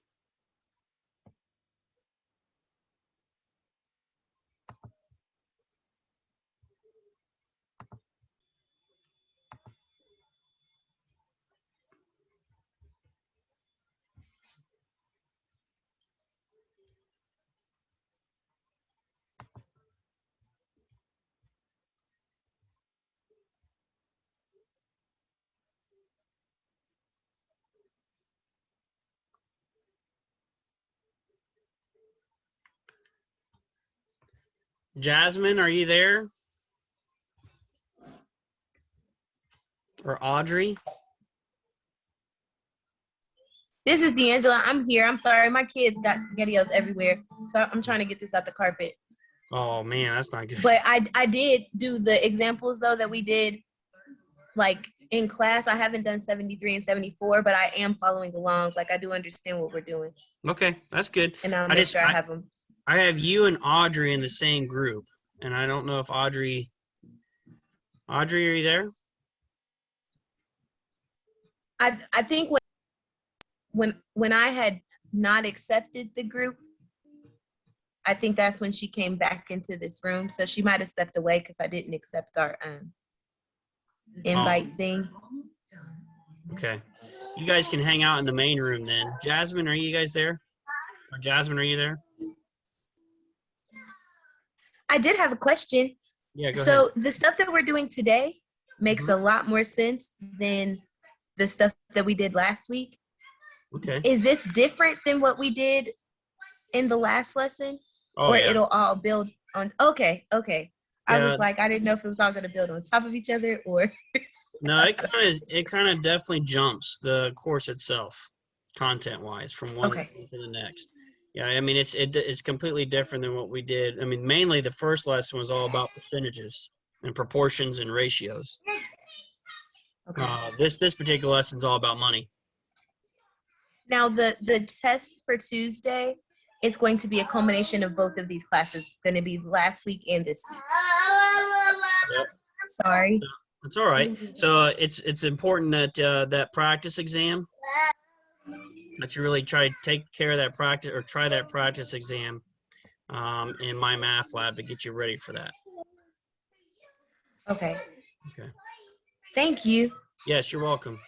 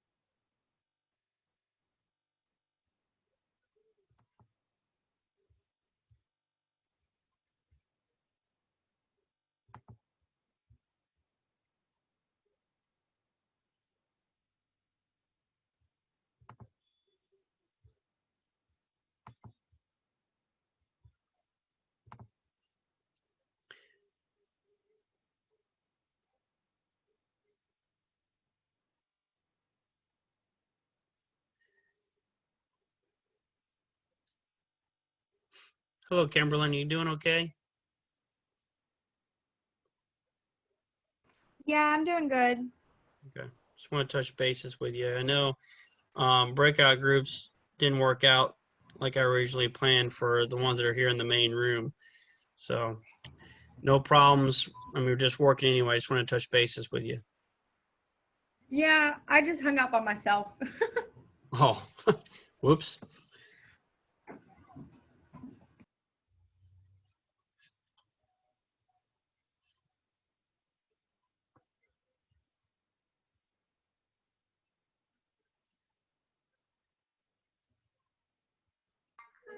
When are the notes that we're doing, like the study guide that we're doing during class, are those due before chapter 1 test? Before chapter 1 test. Yes, that's correct. Okay. I got it in my math lab as well. So let me look that up exactly. I believe it's Saturday. I'm glad you brought that up so I can tell the whole class the same thing. Okay, coolness. Yeah, I'll let you know. And then for the extra credit for this class is the tutorial quiz thing. And then is there other extra credit as well, or just the quiz? Just quiz, just the syllabus quiz. This quiz, thank you. Olivia Grace. Sorry, I'll mute myself again.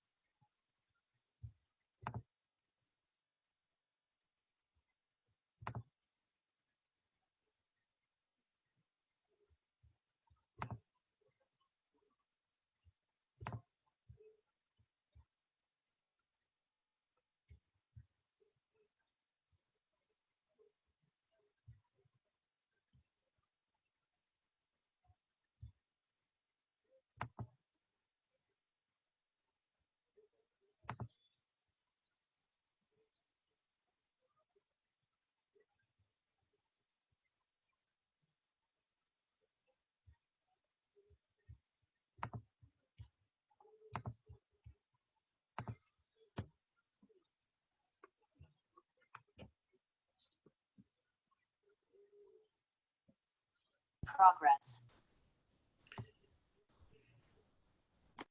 Okay. I'm going to reshare my notes. As you, I know we got about 40 seconds till everybody comes back in. Couple things. Actually, I should wait till everyone comes back in before I continue to talk. Forgot, we got a couple people that still need to make their way back in.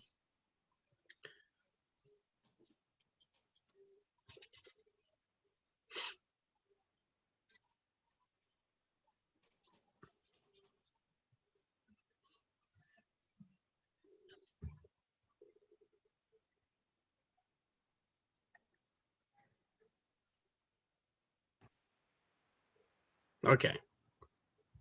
All right. All right, now that I got everybody back, couple questions that came up that I wanted to tell everyone. First one was in the beginning of the lesson today. How many questions was the exam? And that it's 18. So there's 18 questions on that first exam. I know someone asked that in the beginning of class. Another question that came up and during the intermission was when the lecture notes was due. That's the 29th. So in 4 days here, lecture 1 notes need to be taken a picture of and emailed to me so you guys get that credit. Also, I mentioned this before, but my math lab has grades for your attendance throughout the entire class. So you'll see that there. You'll get that in there. That's what, like, it's a homework grade. And then your lecture notes are in my math lab too, the grade itself. So once I get those submitted on the 29th, I'll get those graded before you take your first exam, which is June 1st. And then, so you'll, again, your grades for the lecture notes and the attendance and all that piece, that will be in my math lab. The attendance grade will not go in until the very end, as it's an attendance grade throughout the quarter. So something to keep in mind there too. Okay. Let me know if you want me to be more clear, I guess, on any of those things. But let me give you the answers to questions 73 and 74. And then, got one in the chat room here. Do you need photos of every page of notes? I have 6 pages just for today. The answer is I need the answers to every question that's on the notes. So if that's 6 pages, it's 6 pages. However many pages it is. Yes, I know they're pretty lengthy, but yeah, I need, in order to get credit, I need the entire lecture 1 notes turned into me. Okay, so I think there's a lot of PDF converters, like free PDF converter apps that are really nice. You can upload 1 PDF file instead of trying to do like 10 pages. I know the one that's on my phone is really, really cool. It's called Fast Scanner. So again, it's called Fast Scanner. It's a free app, and then it just allows you to take pictures of your work, and it creates 1 PDF document, just one. And then you just have to upload that 1 PDF document and you're all done. So that would be my advice, but you can also just take pictures of them too. Okay. Here are the answers. So questions number 73 should have, so there's 90 pieces here. 107, 80, 86, and 103. Okay. Then that gave you 67.50, 80.25, 60, 64.50, 77.25. So then you go to the better wage. So 67.50. Okay. I guess I should give you this one so that we're comparing it. So it should be $8.40 is what the hourly rate is. So these are all the same. So what are we comparing it to? We're comparing it to the 67.20 for all of them.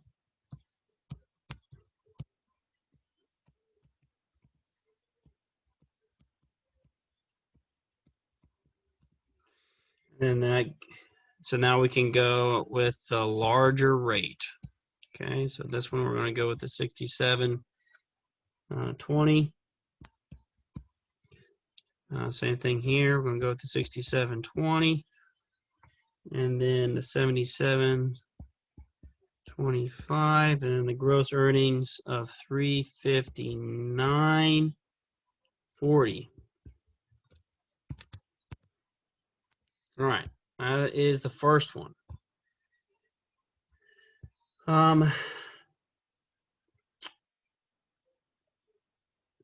74 didn't have a table. Okay, if you wanted to create a table, you could. It looks something similar to this. I'm going to do some abbreviation. So again, this is for question 74. Okay, so you got your days of the week.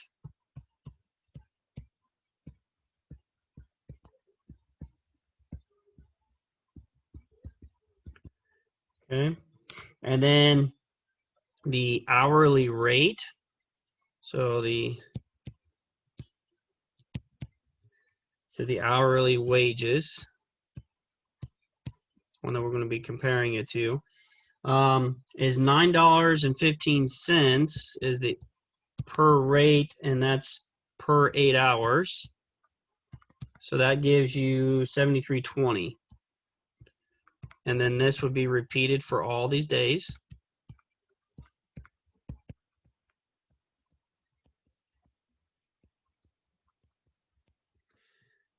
Okay. And then we do piecework. We're going to work out all those situations for each one of those days. So this is you get paid $1.05 for each situation. So Monday, 75 parts was made. Tuesday, 62. Wednesday, 69. And 72 parts. And then 81. So then that gives you 85.05, 75.60. It definitely helps to have a chart to organize your data. 65.10, and then 78.75. Okay, and then we pick the better wage.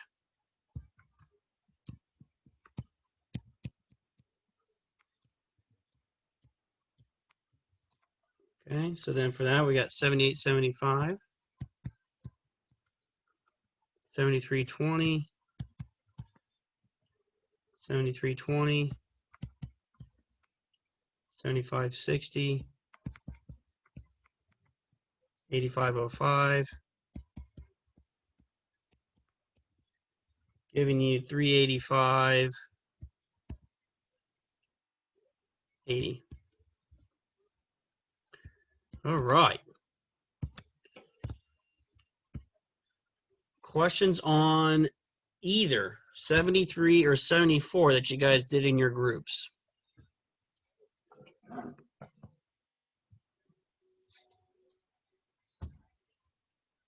Okay. Then let's finish the rest of this together, and then we can call it quits. So this is kind of combining everything that we've learned back to different situations. So let's just make sure we read the beginning before we start filling in the chart. So similar to other employees, piecework employees are paid time and a half for overtime. So you can see here that they're taking the hourly rates, okay, the regular rates, and timesing them by 1.5 to get the overtime rates. So if I zoom in, right, it does say they're getting time and a half. Okay, so one thing at a time. We can take 0.74 times it by 1.5, We can do 0.82 times 1.5 and 0.85 times 1.5. We've been doing that for quite some time, so I thought I'd just give you those from the beginning. So we get, for the first one, $1.11, $1.11. Then we have $1.23 for these overtime pays, and then $1.28. Okay. See if you guys can help me fill in some of the rest of these things. So how can I figure out, we're doing let's do one row at a time, okay? So let's do Coral. So for the employee Coral, how can I figure out how much regular pay, how much you should get paid for regular pay based on the information that's given? You multiply 530 by 0.74. Thank you.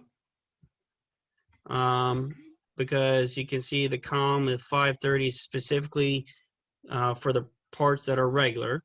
And then just as you said, that rate is at 74 cents a piece. So if you want to fill in the rest of the employees the same way, okay, so this would be 470 times 0.82. And then this one would be 504 times 0.85. Okay. I'm going to give you the actual answers to those. So for that, it should be 392.20. For this one, it is 385.40. And for this one, we have 428.40. All right, someone want to step up and tell me what would I do to get overtime earnings?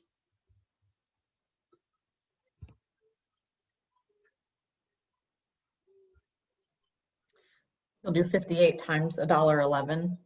Yes, Your very good. units of OT times your rate of OT. Perfect. So we got 58 times $1.11, and we can repeat that pattern over and over again. So we got 70 of OT, 70 hours of OT times $1.23, and then 52 parts of OT times $1.28 per item. Okay, those would give you the following. It'll give you 64.38, then 86.10, then 66.56. All right, final question. What do we do to get gross earnings then for the first row that we need to find?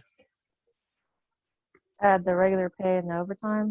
Yeah, so good. We're going to just continue the process of adding these together. Fantastic. And if we do that, we're going to get 456.58, 471.50, 494.96. Okay. So you can see it's just an accumulation, a build upon. It really is just a build upon. And then the last page is the same. It's a build upon the things that we've already done. But let's just go ahead and just continue this process and then finish these up. So let's check this one out. All right. Commissions. I mentioned about commission. It's a rate. So back to kind of connecting the dots of what we were doing in the first lesson, finding the percentage of a certain value. So you can see here, gross earnings is your total sales minus any returns, okay, that is going to be returned at the point of sale. So in other words, you're trying to figure out the total amount actual sold. So if someone returns that, we don't want to include that in our sale because they returned it. So we got to take our returns out of the sale so we actually know how much we actually sold. And then we're going to times it by our commission rate, because connecting the dots from the first lesson, this is really the percent equation that we talked about, where if you take your of, this is the of, okay, and times it by your P, percent, okay, but this percent has to be a decimal, then that is going to equal our part. So if we want to figure out what is 20% of something else, the easiest way to do that, and I was mentioning that in the first lesson from last Tuesday, the quickest way is the percent equation, not really the percent proportion that we talked about. So we just take our percentages, make them decimals, and then we can just multiply that by the of, and we can figure out our part. So keep that in mind. We got to make sure we do total sales. And that means we have to subtract out any returns that are happening at the point of sale. So this is laid out for you with the first employee, Flamingo. All right, so they took out the 415. So really they only sold the difference. And then they times it by 7% because this particular employee is getting paid 7% of the sale. So they're figuring out the part. So what is 7% of the difference? We just multiply that together and we get the total amount, 372.33. So for the second employee, what's that going to look like?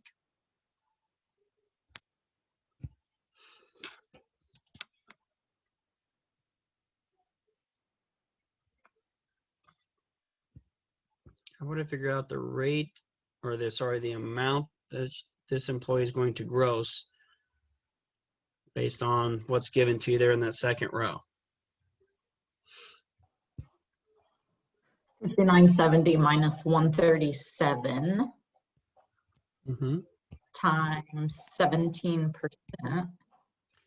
Mm-hmm. And then what is 17% as a decimal? And that can be open to anybody, but what would that be? 0.17. Correct. We always got to move it 2 places to the left. Okay. So notice here with the 7%, let me zoom in on that. Originally the decimal point's right there. So if I move it 1 place to the left, I'm at 0.7. So if I move it twice, then I have to add a 0, and that's why it's 0.07. So a similar fashion is going to be explained here for the remaining pieces. So we got to take our sales minus what was returned to really get this difference. Is really telling us how much was actually sold, or how much they actually sold. And then you're going to take that result and you're going to find what 10% of that is. So 10% of the difference would be the commission. And then the pattern would continue here. This employee sold a bunch, 26,480. Someone returned 1250 worth of sales. He earned 14% of that amount. This giving you, make sure I got the right, yep, okay, so 991.61, 1182.5, and 3532.20. Fantastic. So commission rates, so just combining really our first lesson together with now money. Okay, let's continue on. Last but not least, so to retain top producing salespeople, they give a sliding scale. So based on the amount that you sell, you get a higher percentage of commission. So they break it down here. So up to 10 grand, you get 6% of that. And then you can figure out the rest. So with these practice problems, we're going to use the following scale. That the first 7,500 is 6%. The next 7,500, they get 8%, and then 10% on anything over 15 grand. So another way, I'll zoom in on this too, thinking about this middle piece, okay, we're really thinking about the numbers between 7,501, okay, up to 15,000. So including those, anything within there, you're going to get 8% on those, on that amount. And then at 15,001, 15,001, I should say, you're going to get 10%. So we got to break it down just like we did before. They're not really doing the charts. They're just doing it all in one calculations. They're going to break down your groupings with parentheses instead. So with this particular employee, Gyra, she made 10,480. So to break that down, well, let me ask you guys, what would I have to do for the first set of parentheses here for this particular employee to figure out total commission?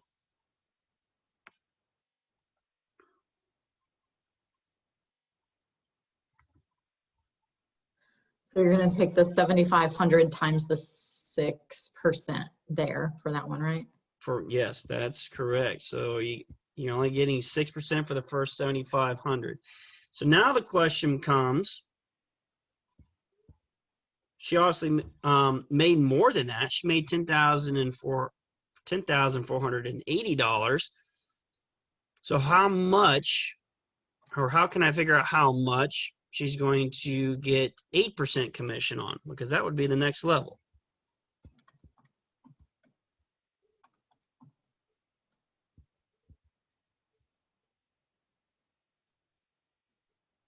So how can I figure that out?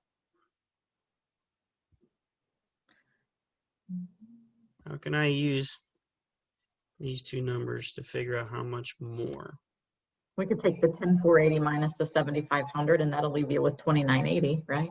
That's correct. Yeah. So you're just trying to see how much over 7,500. So if I take this difference here, okay, we get 2,980. Okay. Now, since that 29, I'm going to use this entire 2,980 because remember, it's only the next, they don't get up to 10% until they have a total of over 15,000. That's not going to happen until we get to our third scenario down here. If you look at the total sales, so that Hornbill here will get all three levels. Whereas these next two are only going to get the first two levels because they only had a total of less than 15,000. Okay. So if we do that calculation, right, so we do the products first, we can figure out what that is, then we add, okay, we get slide this over, we get 688.40. So similarly, we can do the same thing again here with the next one. So 6% for the first 7,500,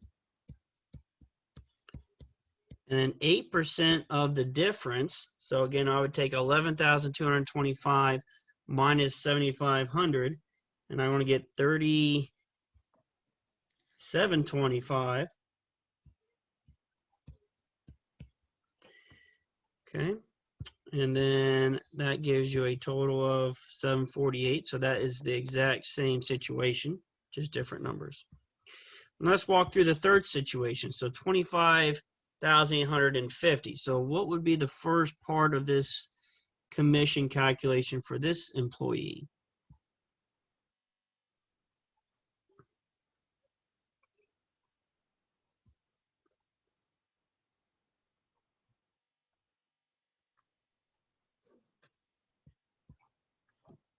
Have some other step up. What are we going to do? We have to do this 3 times.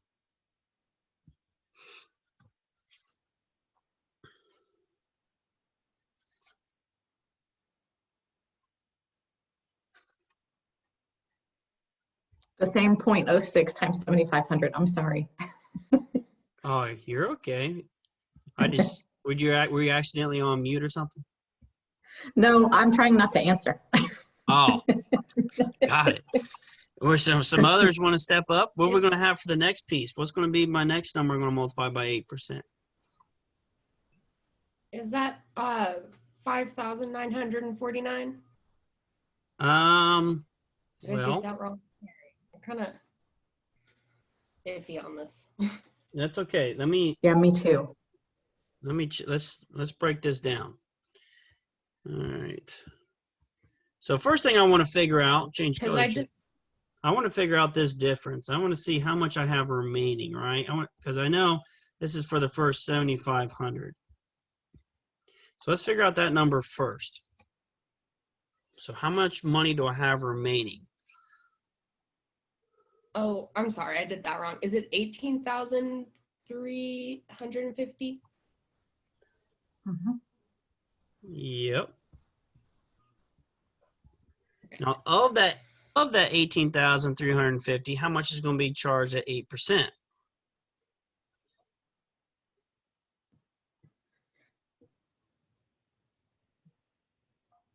$7,500. Yeah, exactly. Another 7,500. And you see that in the first two levels. So now that's kind of so then we'd have to do it again to get to the third to figure out what's remaining on that situation. So, but for this part, it is 7,500 because for the first 7,500 is that, the next 7,500 is 8. So then we take that difference and that's what's going to get 10%. But what is the difference?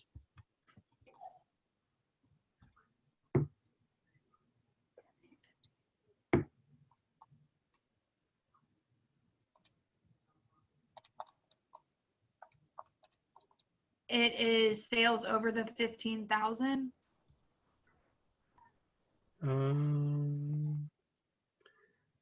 So that would be, it'd be like 25,850 minus 15,000. That would be the same calculation. We just need to know, or you could do it as we're doing it right here, 18,350 minus 7,500. We need to Would be figure out 10,850, right? 10,850. Yeah, 10,850, and then that goes right there because they get 10% of anything over 15 grand. Okay. Anything over. So we find the difference and we can figure that out. Okay.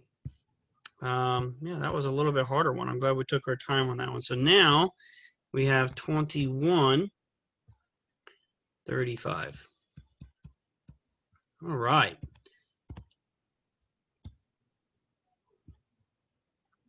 Okay. So go ahead.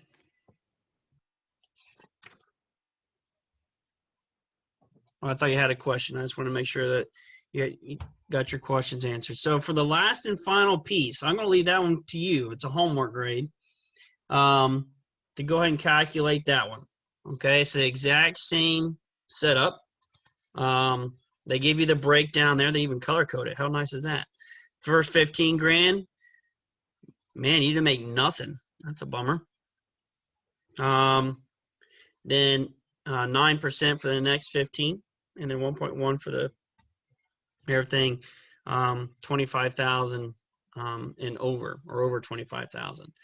So and then there's one more problem, like I said, on the last page that will set you up with this. Something I want to highlight as you will be attempting this, okay, to kind of close class, is that this Firehouse company makes $452 a week plus a commission of, and then it breaks it down. So they're going to make $452 no matter how much they're going to sell. It's just given. So it's like it's salary. You're given $452 a week. But if you make more than 15,000 sales, up to 25,000 sales, you're going to get an additional 0.9%. So again, converting that to two places to the left and using if you want to figure out what 0.9% is of something, then you're really going to multiply by its decimal equivalent, which is 0.009 if you move it 2 places to the left. And then anything over $25,000 of the sales, you're going to get additional 1.1, which was really 0.011 as its decimal equivalent. Okay, so it's 9 o'clock. I ended it right at the top of the hour, or I'm going to end this at the right at the top of the hour. You have one problem to really just kind of practice on your own. You guys can stick around and I can help you if you want to do that. But as far as class time, we're going to call it quits today. Just as a reminder, first exam is coming up Tuesday, June 1st. Okay, so it will be available May 31st, Memorial, at midnight. Okay, so I don't recommend you guys starting your test at 12:01 a.m. Get some rest, sleep, and then you can take it anytime through the day. Doesn't matter, but it will close at 10:10. Okay, on June 1st. And it's 20% of your grade, so make sure you really take your time and sign up for that. I will have class here. All we're doing in class is taking the test, so it's not attendance is not required. Next Tuesday's class. If you want to take your test with me here, I will be here, but that's totally up to you. You will not get docked for your grade if you don't make it to class next Tuesday. Okay.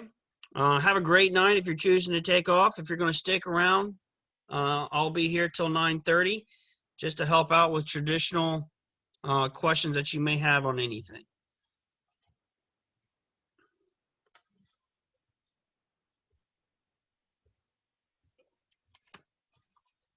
Is the completed homework for my math lab due this Saturday? The 30th, which,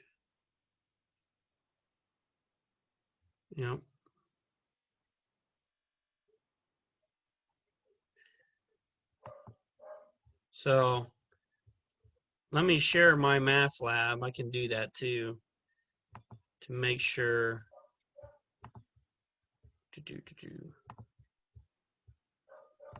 I just wanted to share, if it's okay, that so in the math lab, there's these videos that they have that were super helpful for me. So I did a lot of those videos. Yes. That really kind of broke it down for me. So if anyone has that access to get those videos, definitely look at those. They were super, super helpful.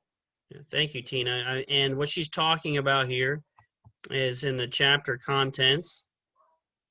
And then it breaks it down by sections. So you can do it here if you want to. We should start in chapter 3. And then it breaks it down by section 2. So video presentations. Is that correct, Tina? Is that what you're referring to? Yeah, those are the videos that were really helpful for me. Leanne Spar broke it down. Fantastic. So you can go look at these individual video. Again, that's under chapter contents. And then you just can break it down by section, and each section has video recordings of the content for you. Back to the original question too, for when they are due, the assignments, that is, when the assignments are due. You can see here the due dates. So on 5/30, okay, we have section 16.3, the quiz over 16.3, and then it just repeats with 6.1 and its quiz, 6.2 and its quiz. So those three things are all due by the 30th. And then your exam 1 review is due before the 1st, because also your actual exam is on the 1st.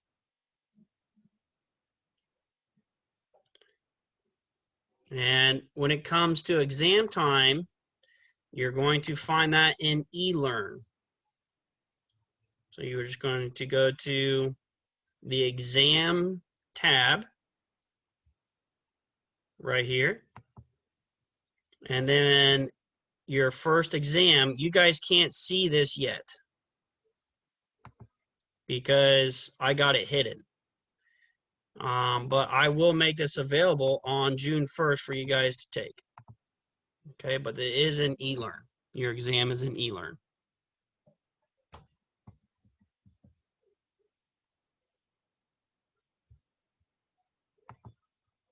Okay, great, good question.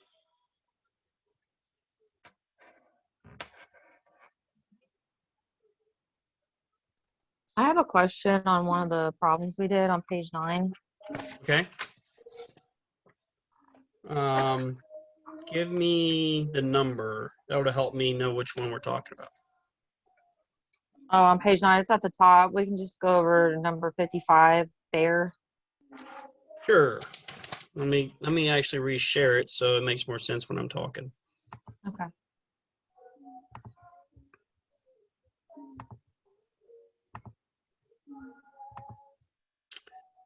So,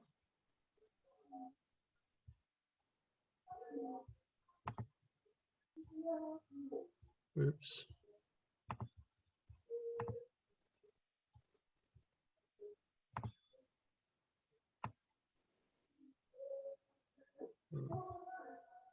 Bear with me. This thing's kind of touchy when I'm trying to.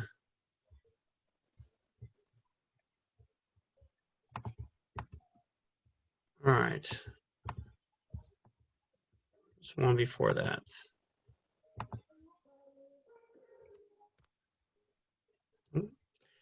Getting there.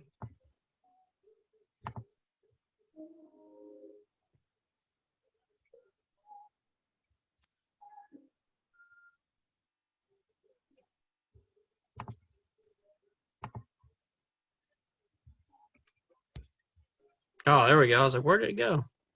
Okay. I'm ready. What's your question about it? Okay, so I'm still kind of confused how you got the regular time circled in green and then the overtime circled in the orange. Gotcha. I get everything else. I just don't understand how you got those two parts. Gotcha. So right So up if you can just walk here, through that with me.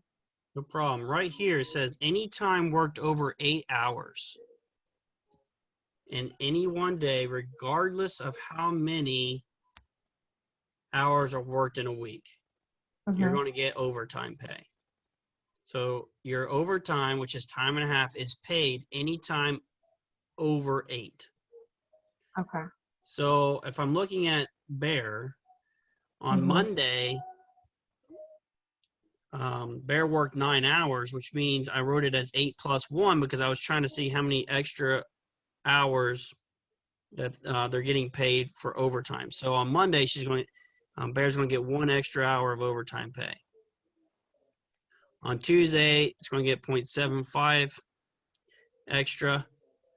Thursday, 0.5 extra, and Friday, 2 extra. So if I add up all these highlighted pieces, so 1 plus 0.75 plus 0.5 plus 2, that's where the 4.25 comes from, is that's the total number of overtime hours, or another way of thinking about it is the total number of hours that Bear worked over 8 throughout the week. Okay. Now, the 39, okay, is just the 8. Well, I didn't really highlight those ones, but I can do that now. It's just without overtime, essentially. So it's 8 plus 8 plus 7 plus another 8 plus another 8. And that's where 39 comes from. Okay. That makes better sense. Okay. Well, I that's was wondering where you got it.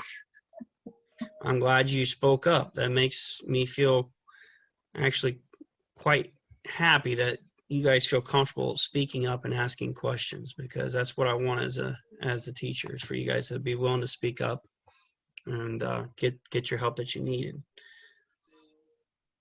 Yeah, I appreciate you going over it again. Thank you. Yep, no problem.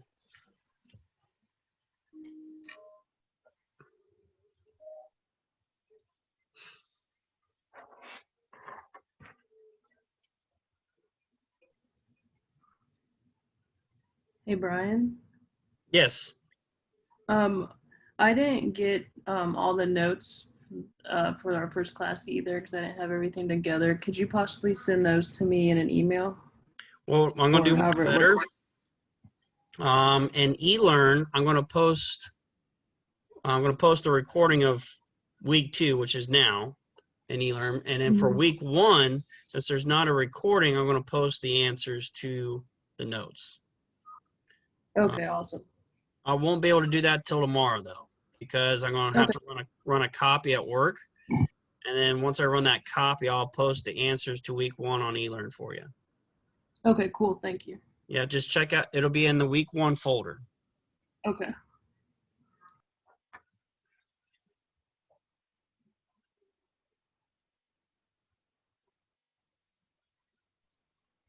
Thank you for your help. Have a good night. Yes, you too, Tina. Thank you. Thanks. I might get out of here as well. Thank you very much. Yep. Have a good night, Alexa. You too.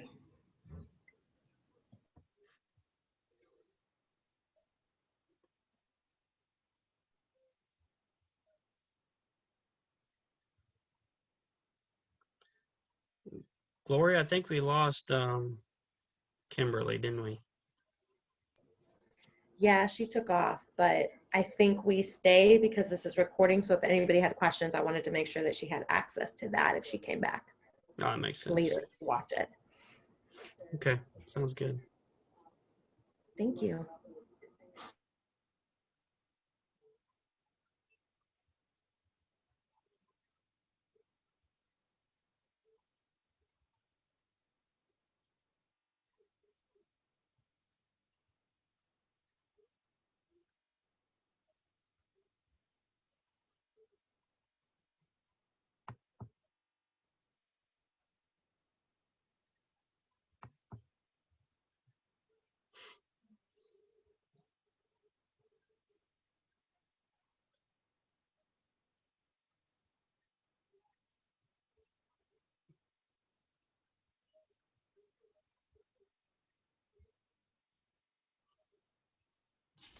Can you actually just go over the problem that we're supposed to be doing right now, that last one? Because it's not getting this commission calculations. Yeah, let's do it. We got time, so we might as well do it. So give me a second to reshare.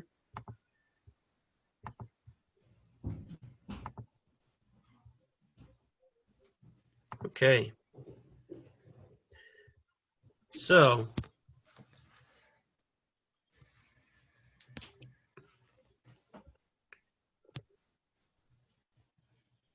all right, so we can see here for this particular situation, first 15 grand, there is no commission. The next 10,000 essentially, from 15 to 25, next 10,000, they're going to get 9%, 0.9%, which 0.9% is, you can see the decimal equivalent is 0.009. And then anything over 25, they're going to get 1.1%, which if you move that 2 places to the left, you're going to get that decimal equivalent that you see there. So we got to see obviously how much at each level we have, and then we have to add them together.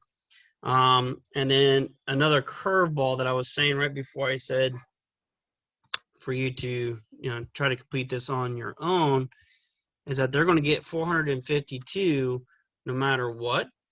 It's like a salary. And then they can get commissions on top of that based off of the breakdown that you have here. Okay.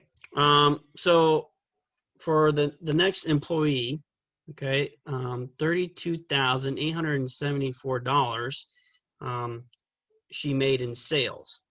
So if we're going to, the first one's very simple, so I'll take care of that one. So for the first 15 grand, she gets no commission at all. Now the next 15 grand, okay, or sorry, next 10,000. So it's since she's over 25. In fact, if you notice, all these are over 25. That means all of these first calculations are going to be the exact at least the first two steps are going to be the exact same, because that 10,000 from 15,000 to $25,000, that $10,000, you're going to get your 9.9%, which is 0.009, which is always $90. So really, you're always going to have that every time. So the real question is here, and then of course the base pay is always $452 no matter what happens. So over here, you're always going to have $452 plus whatever each employee decides to make in commissions. Okay. So what we really got to do is we got to figure out for each situation how much money is going to be made at the 1.1% level. So how can we, and let's just do one at a time. How can we figure out how much is made at 1.1% for this employee? I can't even pronounce that name. I think it's Kanga. So you do. It's 32,874 minus the 25,000. Yeah, very good. Yeah, because this 1.1% is anything over 25,000. So exactly right. I got to take 32,874. I got to take 32,874 and minus 25,000. And then that number, okay. Well, let's see what. So it would be, what'd you say? 800 or 8,874. Close. Nope. Here. 32. 74. You're 1,000 too high. So if you take, yeah. Weird. Okay. Well, Did you get that? So if you type that in a calculator, okay, you should be at 7,000. Correct. Okay. Yeah. My bad. That's all right. I mean, all right. So then we're at that. So now, that's going to be, you're going to get 1.1% of that. So I got to take 7,800 and, oops, wrote that on the wrong one. Don't make that mistake. So on this one, so 7,874 times 0.011. Okay. And let me tell you here, if we do that in a calculator, you should get 176.61.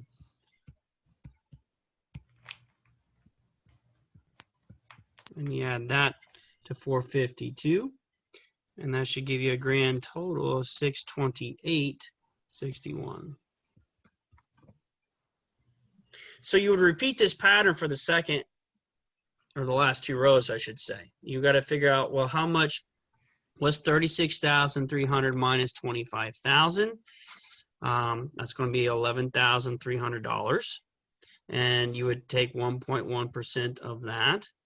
So again, you would take 36,300 minus 25,000, and you will get 11,300. And then that 11,300, you're going to make 1.1%. So we times it by that decimal, and that comes out to be 214.30. And you add that here. And then you get the total 66.30. Okay, does that make sense? Yeah, that makes a lot more sense now. Okay, I'm going to give you the answer to this one. and then you can test yourself. Should come out to 579.40. Okay, total. All right. See if you can get that answer. Okay. Well, I will work on that.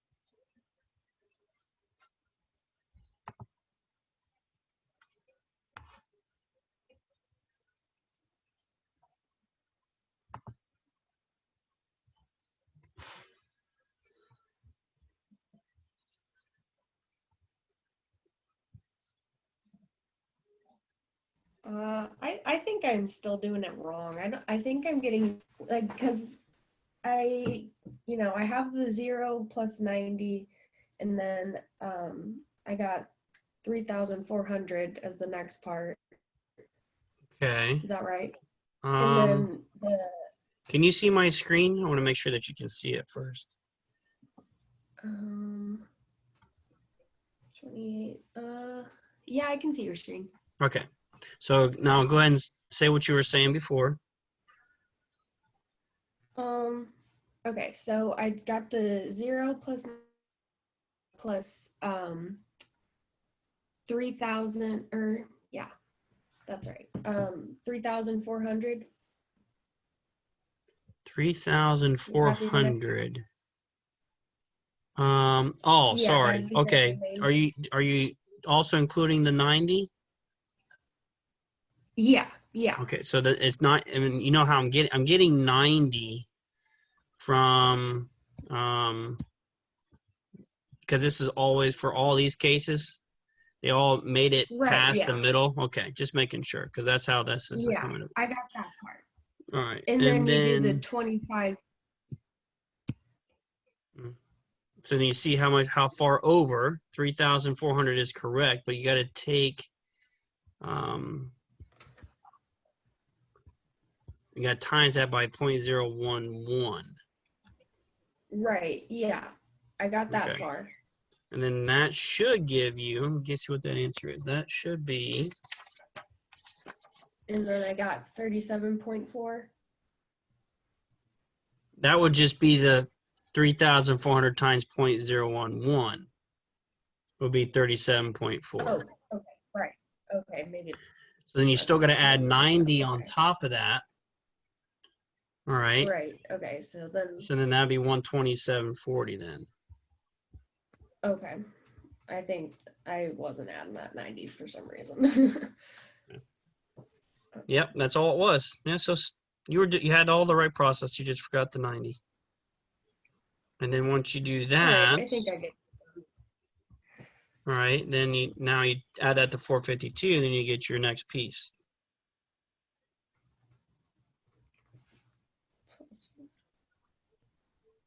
And that's 579.4. Yep. Yep, you got it. Awesome. All right. Definitely keep those videos that Tina pointed out. Yeah, thank you, though. definitely. Those are great resources that you definitely could take advantage of those for sure. I am going to post a recording of this lesson on there too. So if you wanted to see that again, it's going to be on eLearn for you also. But it won't be posted All right, until tomorrow. The first lecture from week 1, the answers to that won't be posted till tomorrow either. But you can look there tomorrow for that resource too. Gotcha. Thank you. You're welcome. Have a great night. You.